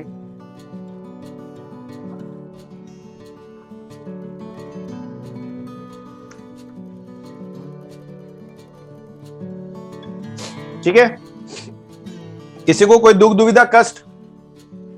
अब भैया मैं आपको बता देता हूं, मैंने आपको सबसे पहले बताया था कि सलाइवरी एमाइलेज जो होता है, सलाइवरी ग्लैंड्स जो होती है माउथ में, वो सीक्रेट करती हैं, और ये क्या काम करता है, पार्शियल डाइजेशन का काम करता है सलाइवरी एमाइलेज। यानी कि स्टार्च जो प्रेजेंट होता है फूड में, स्टार्च इज अ कार्बोहाइड्रेट्स। तो स्टार्च जो प्रेजेंट होता है फूड में, उस स्टार्च को ये माल्टोज में कन्वर्ट करता है कौन, salivary amylase, that is known as ptyalin, ठीक है। अभी बताएंगे बेटा, हाँ चल बेटा, पेप्सिन का भी बताएंगे। ओके चलो, अब आ जाते हैं अपन स्टमक के अंदर। मैंने आपको बताया था माउथ के अंदर डाइजेशन होगा, फिर वो इसोफेगस में आएगा, इसोफेगस से वो सीधे स्टमक में जाएगा। अब स्टमक में क्या होता है, स्टमक के अंदर एक गैस्ट्रिक जूस बनता है, ठीक है ना। गैस्ट्रिक जूस मतलब वो स्टमक सीक्रेट करता है अपने अंदर। तो क्या क्या सीक्रेट करता है, एक तो करता है वो पेप्सिन, एक करता है वो डाइल्यूट HCl, एक करता है म्यूकस, ठीक है ना। अब ये जो पेप्सिन होता है, ये पेप्सिन क्या काम करता है, ये प्रोटीन को डाइजेस्ट करने का काम करता है, क्योंकि हमारे फूड के अंदर एक तो कार्बोहाइड्रेट्स होते हैं, एक बता देता हूं क्या क्या होते हैं, एक तो कार्बोहाइड्रेट्स होते हैं फूड के अंदर जनरली, एक होते हैं आपके पास प्रोटीन, ठीक है, और तीसरा होता है आपके पास फैट्स। ये होते हैं आपके फूड में मेन कंपोजिशन के होता है, ठीक है ना। विटामिन वगैरह वो भी होते हैं, लेकिन वो अलग हो जाते हैं, उनका ज्यादा एब्जॉर्प्शन का प्रॉब्लम नहीं होता, डाइजेशन का प्रॉब्लम नहीं होता, विटामिन सीधे आप एब्जॉर्ब हो जाते हैं, ठीक है ना। लेकिन ये चीजें नहीं होती सीधे सीधे एब्जॉर्ब, तो ये फूड के अंदर प्रेजेंट होती है। तो सबसे पहले पेप्सिन जो यहाँ पर एंजाइम होता है, वो पेप्सिन क्या करता है, प्रोटीन को डाइजेस्ट करने का काम करता है। लेकिन इसकी एक रिक्वायरमेंट होती है प्रोटीन डाइजेशन के लिए कि मुझे कौन सा एनवायरनमेंट चाहिए, एसिडिक एनवायरनमेंट चाहिए। तो वो एसिडिक एनवायरनमेंट यहाँ पर डाइल्यूट HCl जो गैस्ट्रिक जूस में सीक्रेट होता है, वो इसको प्रोवाइड करता है। और इसका एक और काम है कि फूड के साथ, क्योंकि हम फूड खाते हैं तो सब दुनियादारी के सब लोगों के उसके हाथ भी लगते हैं। आप किसी रेस्टोरेंट पे जाते हो तो कोई आदमी खाना पकाता है तो उसके हाथ लगते हैं, उसके हाथ 10 जगह और भी लगे होंगे, यानी कि उसके साथ माइक्रोब्स भी एसोसिएटेड होते हैं ना, जर्म्स, बैक्टीरिया, बहुत सारी चीजें होती हैं। तो वो भोजन हमारे पेट के अंदर जाता है, हमारे भी हाथ कहीं लग जाते हैं, उन्हीं हाथों से उठा के हम खाना खाते हैं। तो भोजन जब जर्मिनेटेड भोजन जब हमारे अंदर जाता है, जर्मिनेटेड मतलब जर्म्स होते हैं उसके अंदर, माइक्रोब्स होते हैं, तो वो भोजन फिर हमारे लिए नुकसानदायक भी हो सकता है। तो ये जो एसिडिक एनवायरनमेंट है ये उसके अंदर प्रेजेंट जर्म्स और बैक्टीरियाज और वायरसेस को किल कर देता है। ठीक है, तो फिर ये भोजन हमारे लिए स्वस्थ हो जाता है। लेकिन अब इसके फायदे तो हैं, दो फायदे तो इसके हैं, लेकिन इसके साथ एक साइड इफेक्ट भी है कि ये HCl जो होता है, हमारी बॉडी का जो पीएच होता है वो 7 से 7.8 के लगभग होता है ना। यानी हमारी बॉडी एसिडिक मीडियम में, जनरली न्यूट्रल मीडियम में काम करती है और समथिंग लाइक बेसिक मीडियम में काम करती है, एसिडिक में नहीं करती। यानी एसिडिक मीडियम में अगर हमारे बॉडी के अंदर एसिड्स आ जाते हैं तो वो हमारी बॉडी की बहुत सारी स्ट्रक्चर्स को कोरोड कर सकते हैं। तो जब यहां पर एसिड है और वो भी एकदम अच्छा एसिड, स्ट्रॉन्ग एसिड, तो ये स्ट्रॉन्ग एसिड से फिर कैसे कुछ भी नहीं हो रहा, तो ये जो हार्मफुल इफेक्ट इसका होगा कोरोजन का, उस कोरोजन को हम बोलते हैं अल्सर। उससे प्रिवेंट करता है म्यूकस। म्यूकस भी एक सीक्रेट किया जाता है इनर लाइनिंग्स पे, जो क्या करता है, किससे प्रिवेंट करता है, अल्सर से प्रिवेंट करता है, यानी कि इस HCl के हार्मफुल इफेक्ट को रोकता है म्यूकस। ठीक है,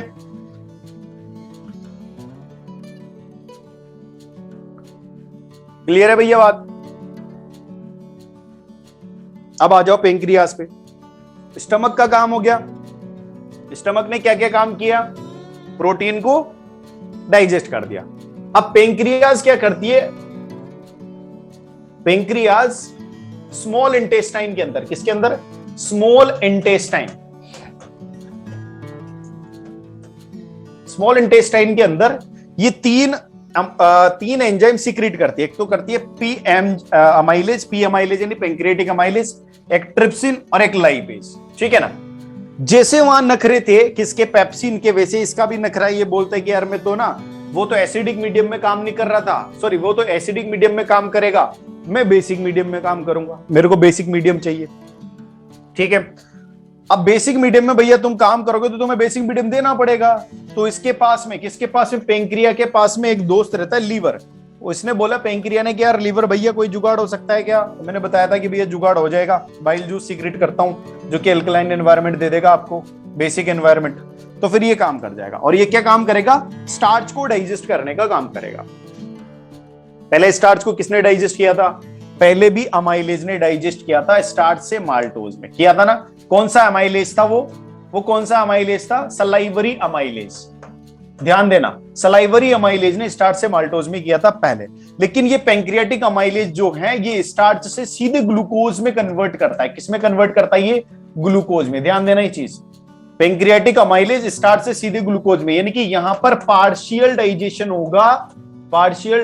होगा, लेकिन यहां पर फुल डाइजेशन हो जाएगा, यानी कि सिंपलेस्ट फॉर्म में आ जाएगा। यहां पर समझ गए आप इस बात को? ओके, हाँ ये लास्ट चैप्टर है बेटा निर्मल। और ट्रिप्सिन क्या करता है? जैसे वहां पर पेप्सिन ने प्रोटीन को डाइजेस्ट किया था, वैसे यहां पर ट्रिप्सिन प्रोटीन को डाइजेस्ट करेगा। लाइपेज फैट्स जो होते हैं हमारे बॉडी के अंदर उनको डाइजेस्ट करने का काम करता है। ठीक है, कंप्लीट है। अब हम एसिमिलेशन प्रोसेस पे आ जाते हैं। मतलब ये सारे फैट्स हमारे सारी चीजें हमारे अंदर डाइजेस्ट हो गई, एब्जॉर्ब भी हो गई होगी, लेकिन बचेगी वो कहां जाएगी? तो बचेगी मैं बता देता हूं आपको, कार्बोहाइड्रेट्स को ग्लूकोज में कन्वर्ट कर दिया था, एक्सेस अमाउंट में है तो ये एज अ फैट में रिजर्वायर एडिपोज टिश्यू में स्टोर हो जाएगा। अगर थोड़ा ही कम एक्सेस में है तो ग्लूकोज की जगह ग्लूकागोन में कन्वर्ट होकर कहीं स्टोर हो जाएगा, और जब जरूरत पड़ेगी तब वापस से ग्लूकोज में कन्वर्ट हो जाएगा। फैटी एसिड्स का क्या होता है? ये कोलेस्ट्रॉल बनाते हैं, energy reserve, best energy reserve है। बेस्ट मतलब ज्यादा, सबसे ज्यादा एनर्जी किसमें पाई जाती है? फैटी एसिड्स में, जो कि कोलेस्ट्रॉल में डिपॉजिट हो जाते हैं, एज ए कोलेस्ट्रॉल डिपॉजिट हो जाता है। जो मोटापा होता है ना वो इसी से होता है। प्रोटीन जो होते हैं इनका ज्यादा एक्सेस अमाउंट में कोई काम नहीं होता, ये एमिनो एसिड में डाइजेस्ट हो जाते हैं, लेकिन ये जहां पर भी कहीं अपने कटफट लग जाता है, टूट फाट होती है, तो उसको रिपेयर करने के काम करते हैं, यानी कि मेंटेनेंस और ग्रोथ में इनका काम होता है। और ज्यादा ही अमाउंट में अगर ये बन जाते हैं तो फिर ये यूरिन के थ्रू एक्सक्रीट भी हो जाते हैं, ये कहीं पे ज्यादा स्टोर नहीं होते हैं। अरे ग्लूकोज और ग्लूकागोन में डिफरेंस क्या है? Glucagon is the complex structure of glucose. Glucose का कॉम्प्लेक्स स्ट्रक्चर है ग्लूकागोन, फिर वो वापस सिंपलर फॉर्म में कन्वर्ट होकर ग्लूकोज में बदल जाता है जब जरूरत पड़ती है। ठीक है, अब रेस्पिरेशन पे आ जाएं। देखो रेस्पिरेशन में मैं बता देता हूं आपको, जब हम ब्रीथ करते हैं, जब हम सांस लेते हैं तो हमारे सांस में एटमॉस्फेरिक एयर जाती है। तो उस एटमॉस्फेरिक एयर में 21%, कितना? 21% ऑक्सीजन होता है, 0.04% कार्बन डाइऑक्साइड होती है, और वाटर वेपर लो होती है। लेकिन जब आप ब्रीद आउट करते हैं तो इसमें से ऑक्सीजन निकलती है सिर्फ 16%, यानी कि 5% oxygen has used up. 5% oxygen हमारी बॉडी के अंदर रह जाती है और उसके बदले 4.4% कार्बन डाइऑक्साइड हम बना देते हैं। 4.4% कार्बन डाइऑक्साइड हम बना देते हैं, जो कि इसमें ब्रीद आउट में ऐड हो जाती है, ये ध्यान रखना। तो हमने आपको बताया था कि हम कार्बन डाइऑक्साइड बाहर निकालते हैं और ऑक्सीजन लेते हैं। तो ऑक्सीजन कितनी लेते हैं? सिर्फ 5% लेते हैं। और कितनी बाहर निकालते हैं? 4.4% कार्बन डाइऑक्साइड बाहर निकालते हैं। ठीक है, ये काम क्या होता है? न्यूट्रिशन का जो प्रोसेस होता है जिससे ग्लूकोज बनता है, ध्यान देना, जिससे ग्लूकोज बनता है, उस ग्लूकोज को फिर सेल के अंदर डाला जाता है। सेल में क्या जाती है? ऑक्सीजन जाती है। वो ऑक्सीजन उस ग्लूकोज के साथ रिएक्शन करके क्या बनाती है? एनर्जी बनाती है और वाटर वेपर बनाती है, और साथ के साथ एक एक्स्ट्रा अमाउंट में कार्बन डाइऑक्साइड भी बाहर निकालती है। ठीक है ना, ये प्रोसीजर है। अब मैं आपको बता देता हूं, यहां पर पूरा सिस्टम आप सब लोगों को पता ही है। एक होता है एरोबिक रेस्पिरेशन, एक होता है anaerobic respiration. Aerobic respiration means जिस रेस्पिरेशन में ऑक्सीजन प्रेजेंट हो। तो ऑक्सीजन का पहला प्रोसीजर जो होता है ग्लूकोज, देखो मैंने आपको बताया था कि ग्लूकोज होता है, वो ग्लूकोज कहां जाता है? सबसे पहले साइटोप्लाज्म में। किसमें जाता है वो? साइटोप्लाज्म, क्योंकि सेल के अंदर जाएगा। सेल में सबसे पहले लिक्विड आता है जो साइटोप्लाज्म होता है। उस साइटोप्लाज्म में यहां पर होता है ग्लाइकोलाइसिस। इस प्रोसेस को बोलते हैं हम ग्लाइकोलाइसिस, यानी कि ग्लाइकोलाइसिस का एक प्रोसेस होता है जिसमें ये ग्लूकोज, जो कि 6 कार्बन की स्ट्रक्चर है, 6 कार्बन की स्ट्रक्चर है, कहां जा रहा है भैया? 6 कार्बन स्ट्रक्चर है, ये 3 कार्बन स्ट्रक्चर में टूट जाता है, जिसको हम बोलते हैं पाइरूवेट। क्या बोलते हैं? पाइरूवेट या पाइरुविक एसिड। ठीक है ना। अब इसके आगे का खेल शुरू होता है।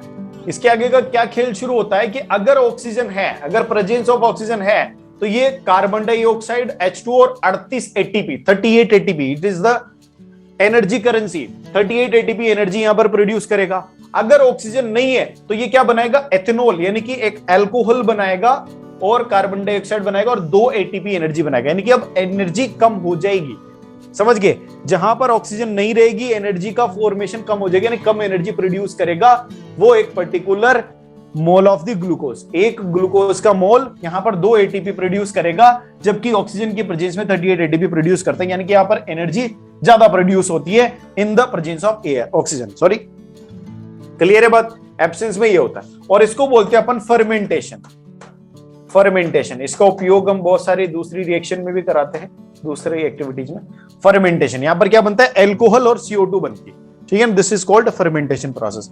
और लैक ऑफ ऑक्सीजन की हम बात करें, यानी कि जहां पर ऑक्सीजन की कमी होती है, तो वहां पर लैक्टिक एसिड और एनर्जी, जब अपन एक्सरसाइज कर रहे होते हैं बहुत ज्यादा, तो एक्सरसाइज कर रहे होते हैं तो हमारे बॉडी के हाथों के अंदर, पैरों के अंदर क्रैम्प्स आ जाते हैं। वो क्यों आते हैं? क्योंकि हाथों पैरों की जो मसल्स होती है, हमारी मसल सेल्स होती है, उन सेल्स को प्रॉपरली ऑक्सीजन नहीं मिल पाती, यानी लैक ऑफ ऑक्सीजन वहां पर पहुंचती है, और वहां पर प्रॉपर रेस्पिरेशन नहीं होता है। नहीं होने की वजह से वहां एनर्जी भी कम प्रोड्यूस होती है, साथ के साथ लैक्टिक एसिड जनरेट हो जाता है, और वो एसिड हमारी बॉडी के अंदर क्रैम्प्स और फटीग जनरेट कर देता है। ठीक है, हाँ, ये जो चीजें होंगी ये किसके अंदर होगी? माइटोकॉन्ड्रिया के अंदर।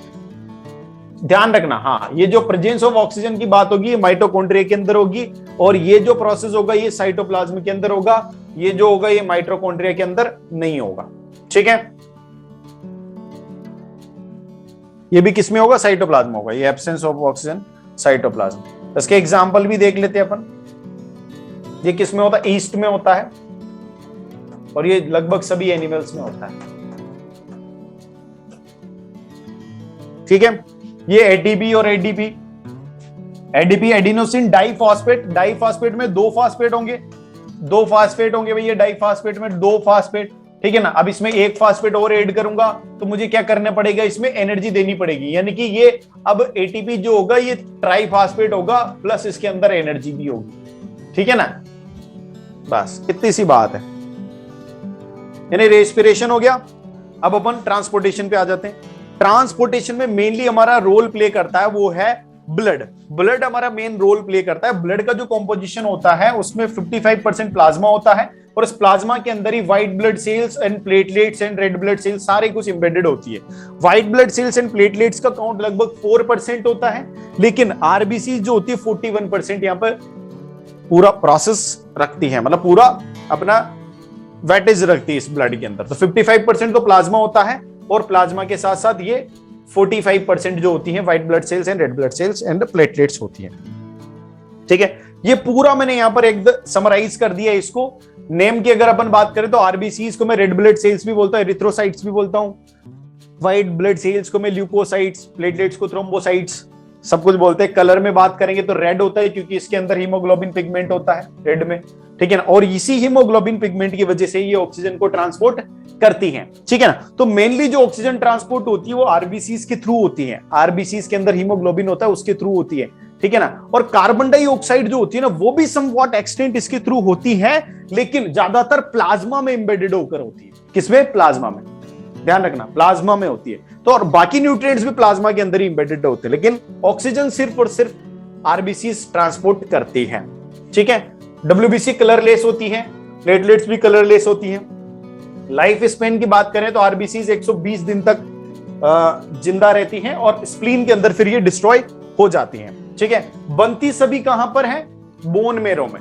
आरबीसी, प्लेटलेट्स, डब्ल्यूबीसी सारी कहां पर बनेगी? बोन मेरो में बनेगी। लेकिन यहां पर डिस्ट्रॉय की बात करेंगे तो ये स्पेशली स्प्लीन में होता है आरबीसीज, ठीक है ना। बाकी सब ये दोनों बोन मेरो में वापस से डिस्ट्रॉय हो जाते हैं, फ्यू आवर्स टू ईयर्स और 7 डेज, ठीक है। नॉर्मल रेंजेस आप जानते हैं, 12 to 16 ग्राम ऑफ हीमोग्लोबिन चाहिए होता है अपने को 100 ml ऑफ दी ब्लड में, ठीक है। आरबीसी काउंट की बात करो तो 5 से 5.5 मिलियंस पर मीटर क्यूब में होनी चाहिए।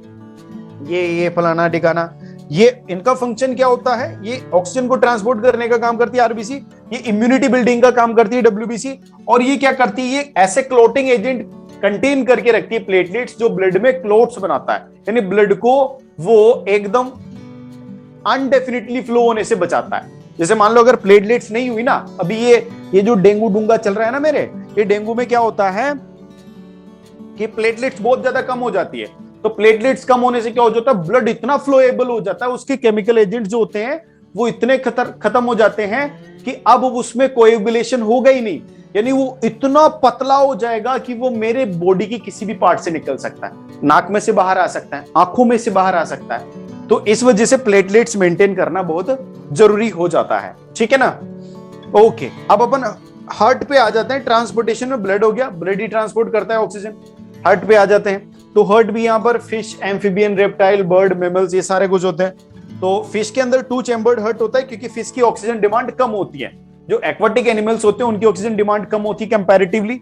फिर हम एम्फीबियन की बात करें तो उनमें थोड़ी ज्यादा होती है, रेप्टाइल्स में और थोड़ी ज्यादा होती है, तो 3.5 चैम्बर, बर्ड्स में 4 चैम्बर्ड होती है, मैमल्स में फिर 4 चैम्बर्ड होती है, ठीक है ना। तो ये ऑक्सीजन डिमांड पे डिपेंड करता है।